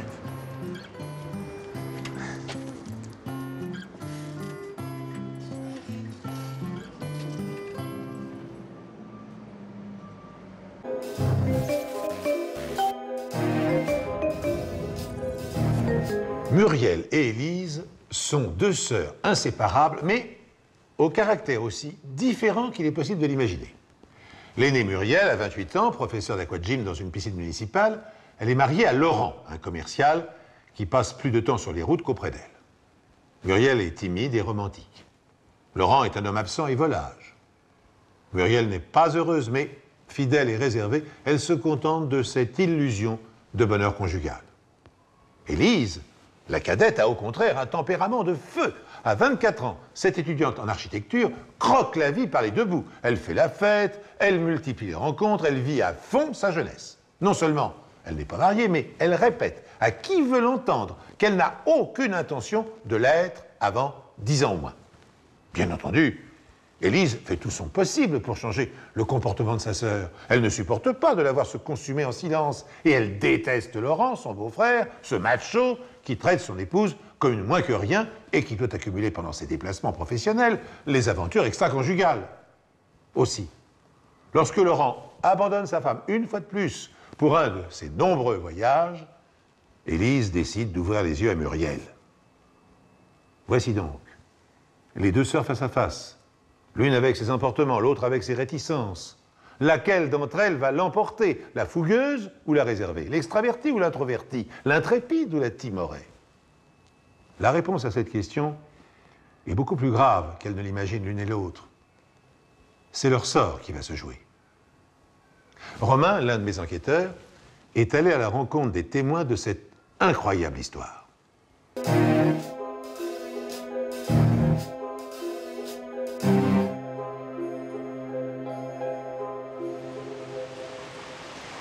Tout commence ce soir-là quand Muriel, la sportive, doit sortir avec sa sœur Élise, la fêtarde de service.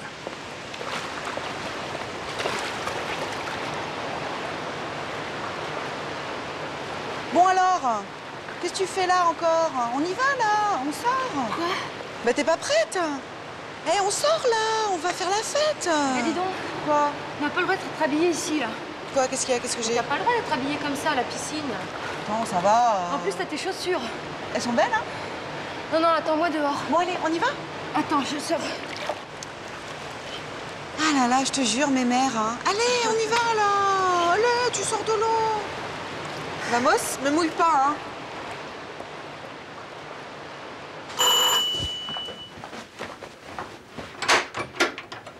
Bonjour. Bonjour.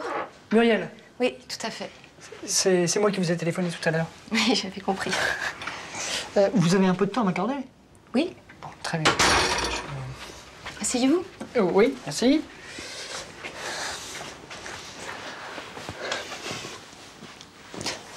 Alors Muriel, vous pouvez me parler de cette histoire? Avec Laurent, on sortait jamais. Parce que comme il était amené à sortir à cause de son travail, quand il était à la maison, il préférait qu'on reste tranquille, tous les deux, à regarder un DVD, les rideaux tirés. Et puis comme ça, personne risquait de me séduire. Il était jaloux? Ouais, comme la plupart des mecs qui couchent à droite à gauche, oui. Une jalousie maladive.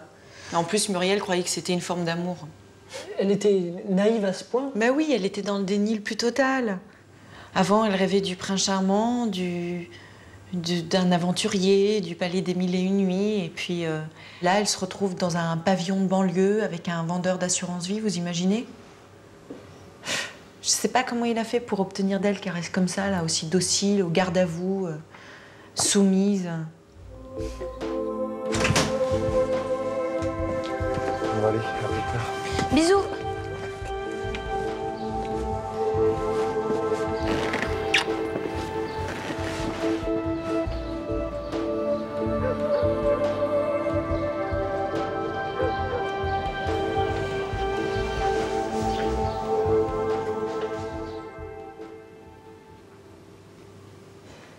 Vous vouliez qu'elle rencontre un autre homme? J'aurais aimé qu'elle rencontre quelqu'un qui aurait mieux pris soin d'elle, oui. Le soir où débute cette histoire, les deux sœurs rentrent chez elles quand elles remarquent l'ambiance d'une fête à un balcon. Et là, moi, je sors pas. Mais non, mais je profite de lui, c'est tout. Regarde, il y a une fête. Ah, sympa. Hein? Tandis qu'Élise essaie d'entraîner sa sœur, celle-ci reçoit du champagne sur la tête. Oh, pardon. Ça va les filles? Bonsoir. Regarde, ça a l'air super sympa. Regarde. Bah écoute, vas-y si tu veux. Oh, écoute. Excusez-moi, hein. Non, ça va. Bonsoir. Allez, t'as pas... Oh. Attendez les filles, attendez. Ce soir-là, c'était l'occasion de faire de nouvelles rencontres. Exactement. Mais Muriel voulait pas. C'est à ce moment-là qu'il a frappé au carreau. C'est ça. Excusez-moi, c'est moi qui vous ai lancé du champagne au-dessus. Ouais. Il y a une petite fête. C'est juste pour savoir si vous voulez venir. Ouais. Super sympa. Vous voulez... Non, c'est gentil. Oui, moi j'ai envie de... Oh, écoute, viens, On n'est pas nombreux, vous allez voir, vous allez vraiment vous marrer. Muriel. On a du champagne et de la musique sympa, vous allez voir. Et pour ajouter au mystère, la fête est masquée. Ouais, on y va, on est parti. C'est juste là. C'est là? Juste là, comme ça.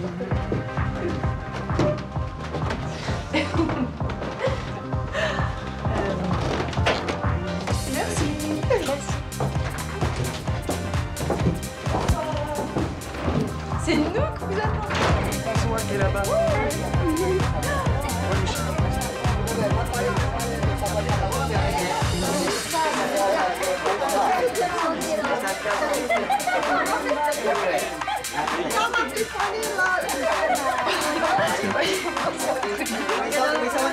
Pour la première fois depuis très longtemps, Muriel s'amuse.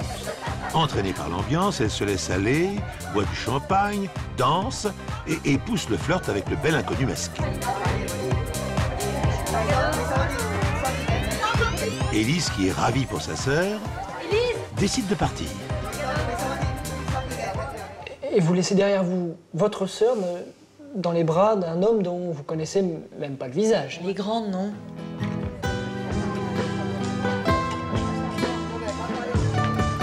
Pour une fois, Muriel a décidé de profiter de la vie.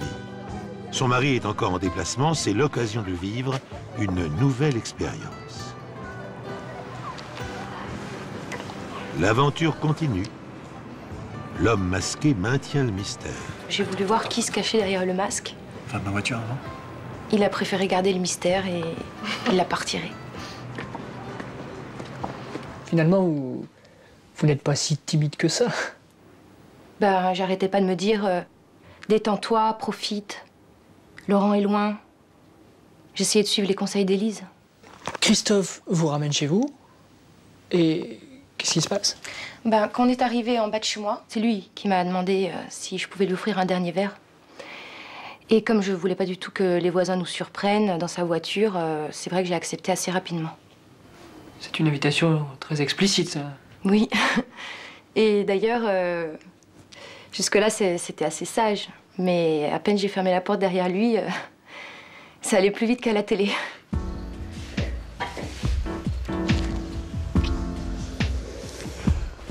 C'est là que j'ai compris combien je me sentais seule.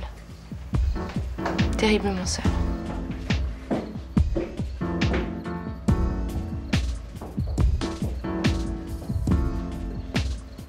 Muriel poursuit son exploration en territoire inconnu.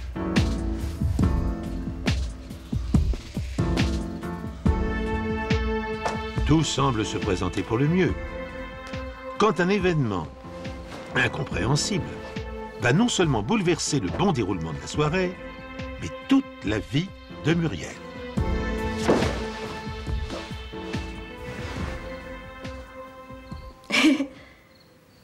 Eh oh. Oh oh. Eh oh. Eh oh.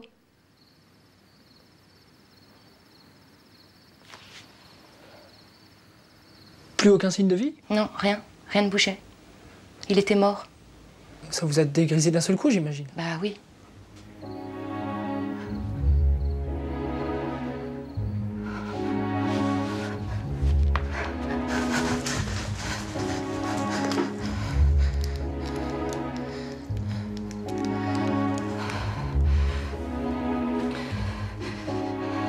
Allô, Élise?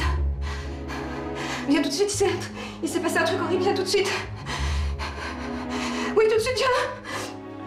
Elle arrivait même pas à me parler. Et je me suis dit, le salaud, il l'a violée. Du coup, j'ai sauté dans mes fringues et je suis allée la rejoindre. Quoi? Qu'est-ce qu'il t'a fait? Qu'est-ce qu'il t'a fait? Oh, dans ma chambre. Je te jure, je le tue. Si t'as touché, je le tue. Non, il m'a pas touché. Non, il m'a pas touché. Va dans ma chambre. Va dans ma chambre. Va dans ma chambre, ça. Je l'ai prise dans mes bras et je lui ai dit le salaud, je le tuerai. Et là, elle me dit non, non, non, c'est pas du tout ça. Élise découvre l'incroyable. Le bel inconnu est bel et bien mort dans la chambre de sa propre sœur. De pas avoir de bol à ce point, il y a qu'à elle que ça pouvait arriver. Là-dessus, Muriel me dit Laurent va bientôt rentrer. Les voisins ont peut-être entendu quelque chose. Qu'est-ce qu'on fait? Alors, qu'est-ce que vous avez fait?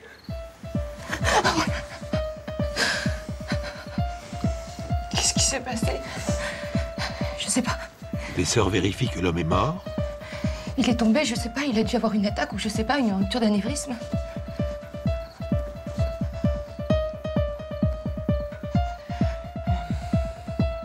Il y a une voiture? Oui. Elle est garée où? Dans le garage. Ok. On l'habille, on l'emmène. Mais vous n'étiez pas responsable de sa mort.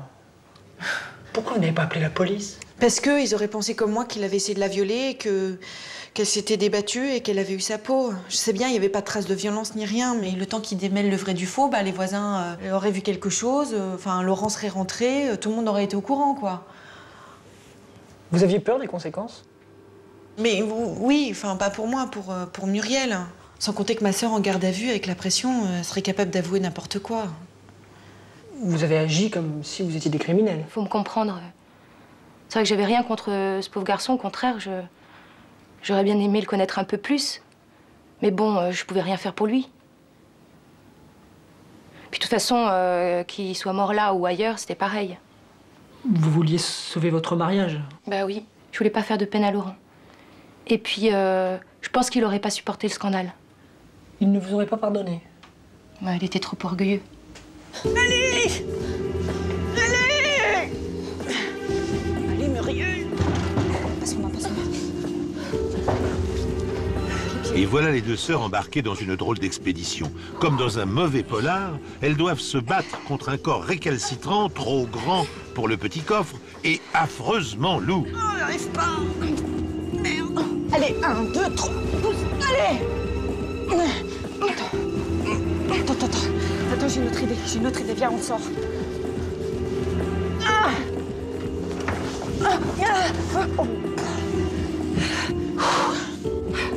Allez, c'est horrible.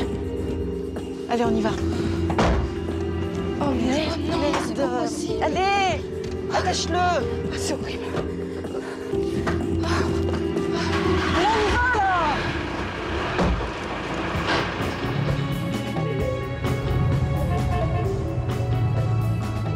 Et la tragédie se poursuit. Muriel et Élise, deux jeunes filles sympathiques et un peu naïves, traversent la ville, un cadavre dans la voiture. Et sur la route, je crois que je me disais que j'étais en train de vivre le jour le plus épouvantable de toute ma vie.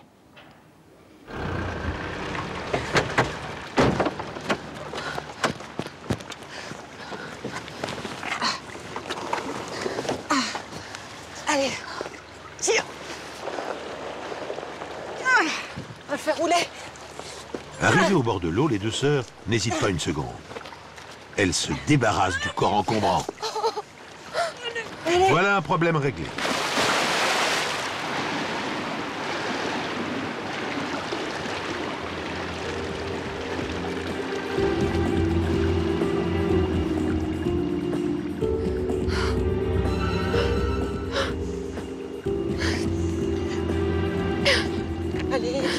Allez, viens, on y va, on se tire. On y va. Hé, on y va, je te dis. Et c'est là qu'on a entendu les cris. C'est quoi ça? Ah, putain, c'est pas vrai. C'est pas vrai. Non. Mais laisse... Non, mais non, mais t'es folle. Mais non, on se tire. Viens, on se tire. Arrête. On se tire, je te dis, on se tire. Monte. Monte. Déjà, de jeter un corps mort dans l'eau, c'est terrible. Mais de laisser quelqu'un se noyer, ça, c'est un meurtre. Sur le coup, j'ai eu la peur de ma vie. De voir le mort ressuscité? Non, nous faire prendre. Muriel s'est précipitée pour le sauver et moi, je l'ai attrapé par le bras et je lui ai dit qu'il fallait qu'on se tire. Et une fois dans la voiture, je lui ai expliqué que il pouvait nager, qu'il avait assez d'énergie pour remonter tout seul. Moi, mon premier réflexe, c'était de sauter dans l'eau. Mais en même temps, Élise, elle me tirait de l'autre côté. Elle hurlait qu'il fallait qu'on parte en vitesse. Donc, dans la panique, je l'ai suivie. Qu'est-ce que vous auriez fait à ma place? Donc vous le jetez à l'eau, vous reprenez la voiture de Christophe, vous la déposez devant l'immeuble de la fête, et là vous rentrez chez vous et vous attendez tranquillement que votre mari revienne.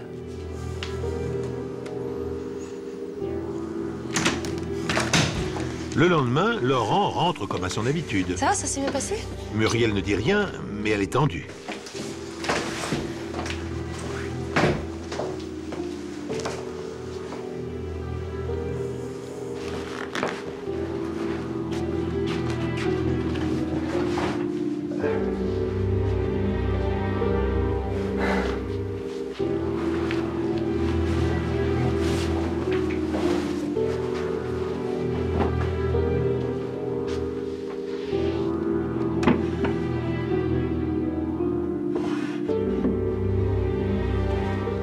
Chaque seconde, j'imaginais que la police allait frapper à ma porte, qu'il allait tout apprendre. Donc je peux vous dire que dans ces moments-là, le temps vous paraît long. Très long. Donc j'arrêtais pas d'appeler Élise. Et elle me rassurait. On s'imagine pas. Les bords du Mekong, un village à 60 km de Phnom Penh. La vie a repris son cours monotone, comme si de rien n'était, jusqu'au jour où une drôle de lettre arrive au courrier pour Muriel.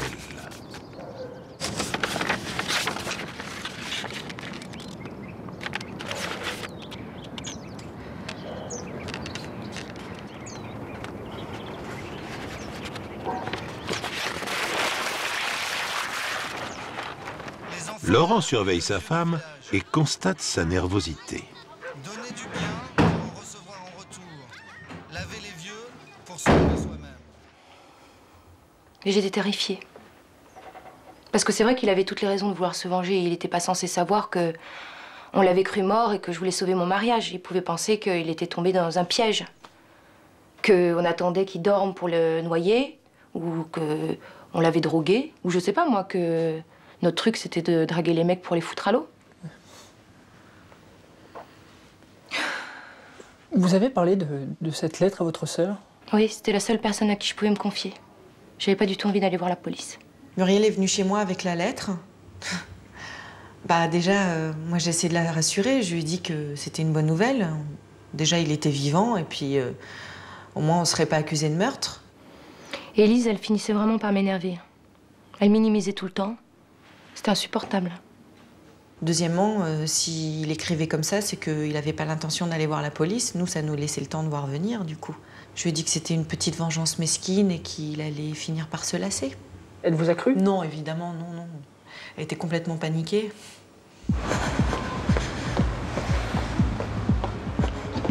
Muriel est en effet complètement paniquée. Elle commence à perdre pied, à se sentir menacée, épiée à tout moment de sa vie.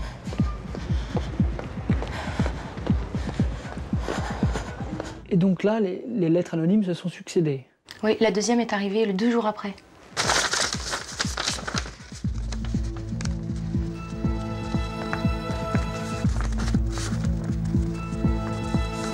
Ça va, Muriel?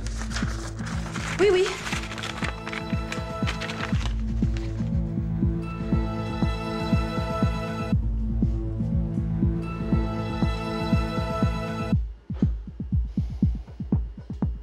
En plus, elle n'avait pas été postée, elle avait été glissée dans la boîte. Donc vous l'imaginiez rôder près de chez vous? Je le voyais au fond de l'eau noire. Je le voyais se pencher sur moi.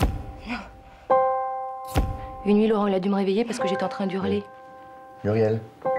Je crois que c'est à partir de ce moment-là qu'il a eu des soupçons. Qu'est-ce qui se passe? Bon, Muriel, tu rêves de qui, là? Laisse-moi. Muriel?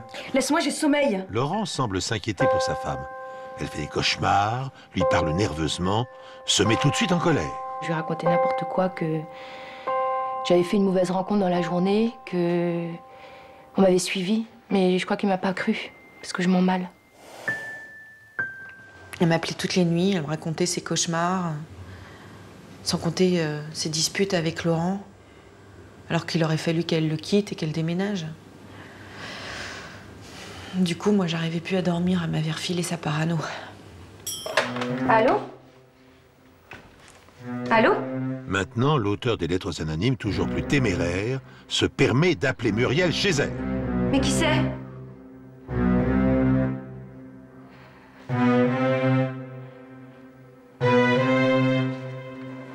Après, il était de plus en plus pressant. Il me lâchait plus. Je crois que si Élise ne m'avait pas empêché, je serais allée voir la police. Vous en vouliez à votre sœur de vous avoir mis dans cette situation? Oui. Mais en même temps, on était toutes les deux dans le même bain. Vous n'allez pas porter plainte? Mais je voulais pas mettre mon mariage en danger. J'avais peur que Laurent change s'il apprenait la vérité. Et je voulais pas le perdre.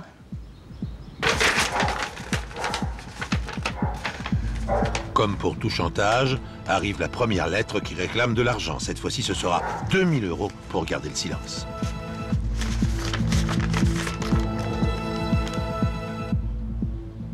J'étais prise au piège. Qu'en pensait Élise? Élise, elle voulait pas que je paye, elle voulait pas que je rentre dans le chantage. Sauf que j'en avais marre de ses conseils, c'est pas elle qui était mariée à Laurent.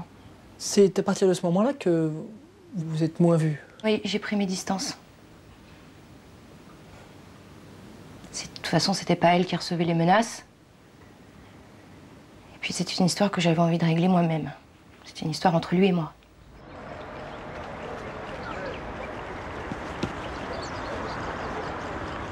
Et Muriel s'exécute. Un rendez-vous est pris dans un lieu public pour déposer l'enveloppe contenant l'argent.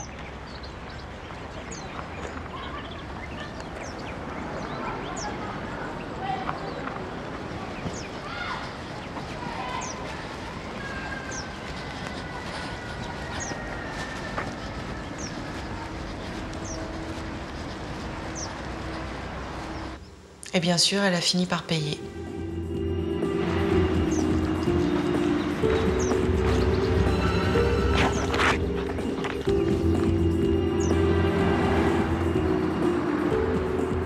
Ça vous a soulagé de lui donner cet argent?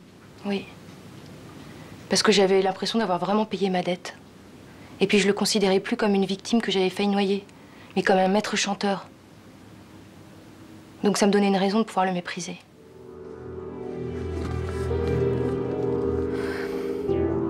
Mais comme dans tous les scénarios de chantage, le maître chanteur ne s'arrête pas là. Il réclame toujours plus pour garder le silence.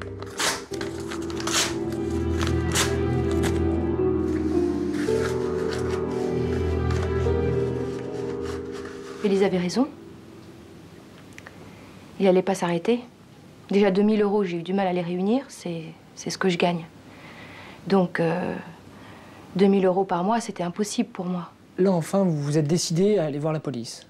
Bah oui, j'avais plus le choix, je pouvais plus payer. Oui? Inspecteur Messard. Oui, c'est ça. Ben, entrez, je vous en prie. Bonsoir. Asseyez-vous. Dites-moi, c'est bien vous qui avez suivi l'affaire Simonet? Oui, c'est moi qui ai suivi l'affaire Simonet. C'était même en février 99. Ici même, j'ai reçu Muriel Simonet, qui m'a fait part d'une histoire, comment vous dire, incroyable. Une histoire incroyable. L'histoire de l'homme masqué? Oui, la rencontre avec un individu qu'elle ne connaissait pas. Véritablement une histoire de fou. Ces propos vous ont pas poussé à l'inculper pour tentative d'homicide? Oui, si, bien sûr. Mais enfin, si vous voulez, sur le plan technique, pour qu'il y ait tentative d'homicide, il faut qu'il y ait une victime. Et que cette victime se plaigne d'une situation dont elle aurait été victime. D'accord. Et puis là, c'était pas le cas. Oui, c'était même le contraire, puisqu'elle avait porté plainte pour des menaces qu'on lui avait faites. Oui, c'est ça. C'est ça, enfin, de toute façon, il fallait retrouver l'individu en question. D'autant plus que les empreintes qu'on avait sur les courriers anonymes n'étaient pas fichées. Alors, ce qu'on a fait, on s'est rendu sur les lieux de la fameuse rencontre. On a vu et interrogé la maîtresse de maison. Là, elle nous a affirmé qu'elle ne connaissait pas l'individu, que c'était même l'ami de l'ami, enfin, etc., quoi. Vous n'avez pas enregistré sa plainte? Si, bien sûr. Mais en fait, la seule chose utile qu'on pouvait proposer à Madame Simonet, c'était de mettre un mouchard sur son téléphone. Une fois la police alertée, qu'est-ce qui s'est passé? C'était allé trop loin. Je pouvais plus me taire, il fallait que je dise tout à Laurent. Donc vous lui avez tout dit? Oui, je lui ai tout dit. La fête, le champagne, les lettres anonymes, la plainte à la police, tout. Comment il a réagi? Il m'a pourri la vie. Allô? Qui c'était encore, Muriel? Laurent devient jaloux, coléreux, violent. Qui c'était? Pourquoi? Parce que je suis sûr que c'était encore ton amant. Qu'est-ce que ça peut te foutre? Ce que ça peut me foutre, c'est que ça va mal aller pour toi. Je te préviens, si je te chope encore avec le téléphone, ça va mal aller! Tu me hurles pas dessus, s'il te plaît! Lâche-moi. Dégage, vas-y. Eh ben dégage, vas-y!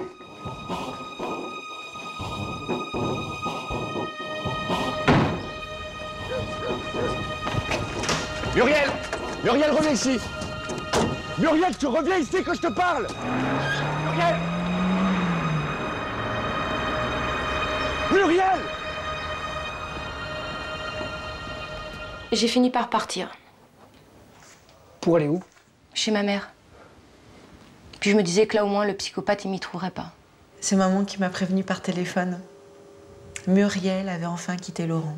Bah oui, si au moins cette histoire avait pu servir à ça. Hein.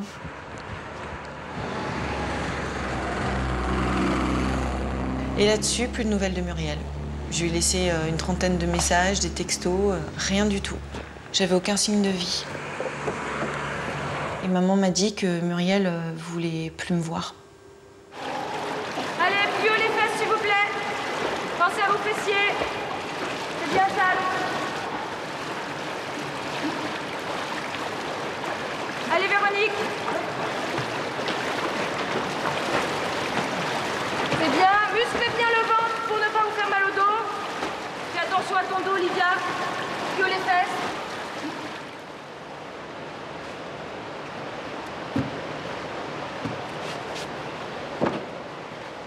Muriel, j'y vais, hein? Ok, Pierre. Bonne soirée. Ciao. Ciao. Je fermerai, hein? Ce soir-là, Muriel reste la dernière à la piscine.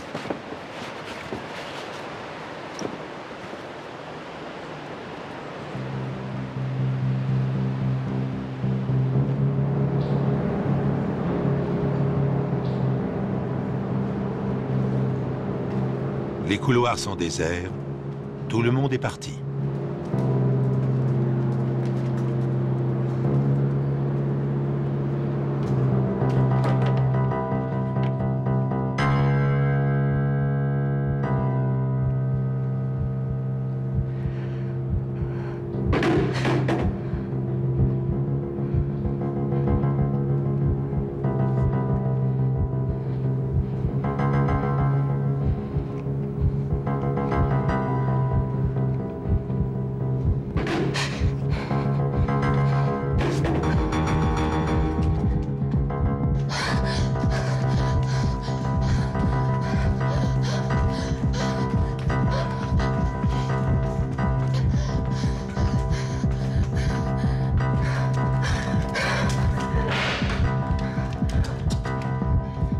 Muriel sait que son maître chanteur est là, elle doit se cacher.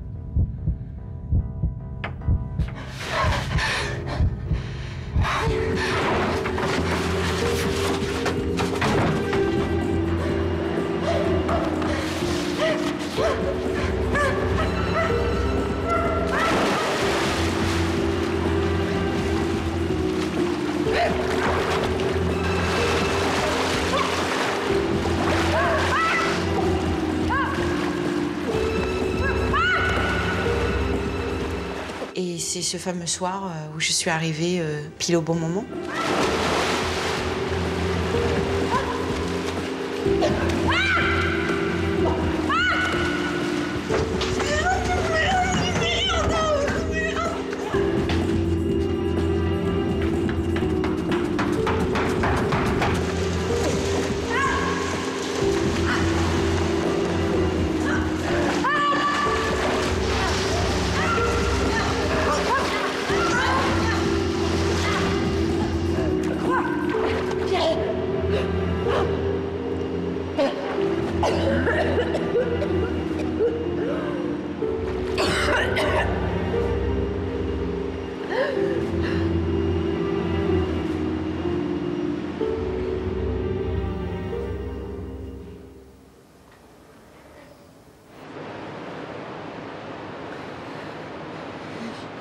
L'heure de la vérité a sonné.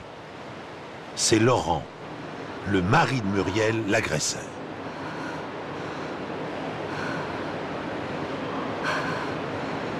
Dès le début, on a eu des doutes sur les deux sœurs, sur les deux femmes dans l'agression de Laurent Simonet. D'autant plus que ce soir-là, il n'y avait pas de témoins. Il n'y avait personne à la piscine pour les disculper. Et puis, on a comparé tout simplement les empreintes qu'il y avait sur les courriers anonymes. Laissez-moi deviner. C'était celle de Laurent Simonet, son mari. Oui, exactement. C'était celle de Laurent Simonet, son mari.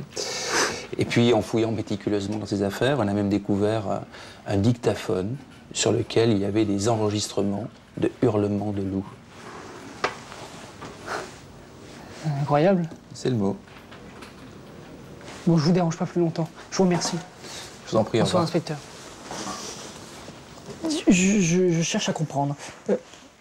Au début, Laurent voulait peut-être pas forcément vous faire du mal, il voulait peut-être simplement vous faire peur. Il joue avec ma culpabilité. Au point de vouloir vous tuer? Non, je crois que c'est l'idée que je parte qu'il n'a pas supporté, et c'est ça qui l'a rendu fou. C'était un vrai malade, ce mec, un paranoïaque, un fou dangereux. Parce qu'il faut savoir qu'avant d'être mis au courant de l'affaire par Muriel, il connaissait déjà toute l'histoire. Comment il savait?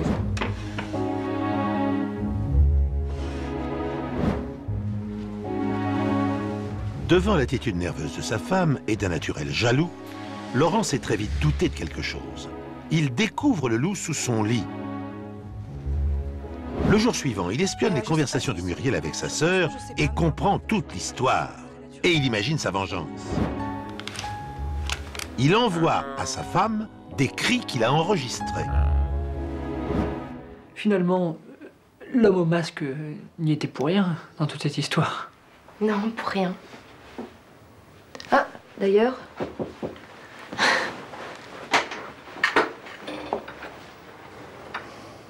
Bonjour. Ah oui. Ça va?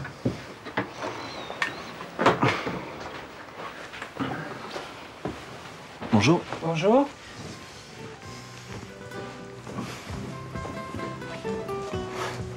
Vous avez bonne mine pour un mort. Bah, j'essaye. En fait, je souffre d'une maladie très très rare qui provoque des catalepsies brutales. Des quoi? Extérieurement, c'est une sorte de mort subite, mais en réalité, je sombre dans un coma profond. C'est ce qui vous est arrivé le soir où vous avez fait la rencontre de Muriel. C'est ça, mais l'eau m'a réveillé et j'ai réussi à nager jusqu'à la berge. Vous lui en voulez pas trop, apparemment. Non, non, pas du tout, non. Non, j'ai juste été un peu surpris quand la police est venue me demander pour cette histoire. Oui, moi, 3 semaines après, je suis allée le voir pour m'excuser, et puis on a mieux fait connaissance. Ah, c'est...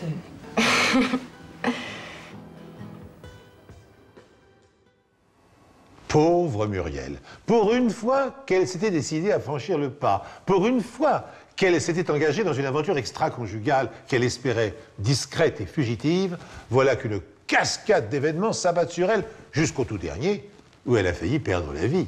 Mais elle ne l'a pas perdue, et c'est là l'essentiel. Alors débarrassée de Laurent, elle n'a pas tardé à succomber au charme de Christophe, qui de son côté s'est vite montré très épris.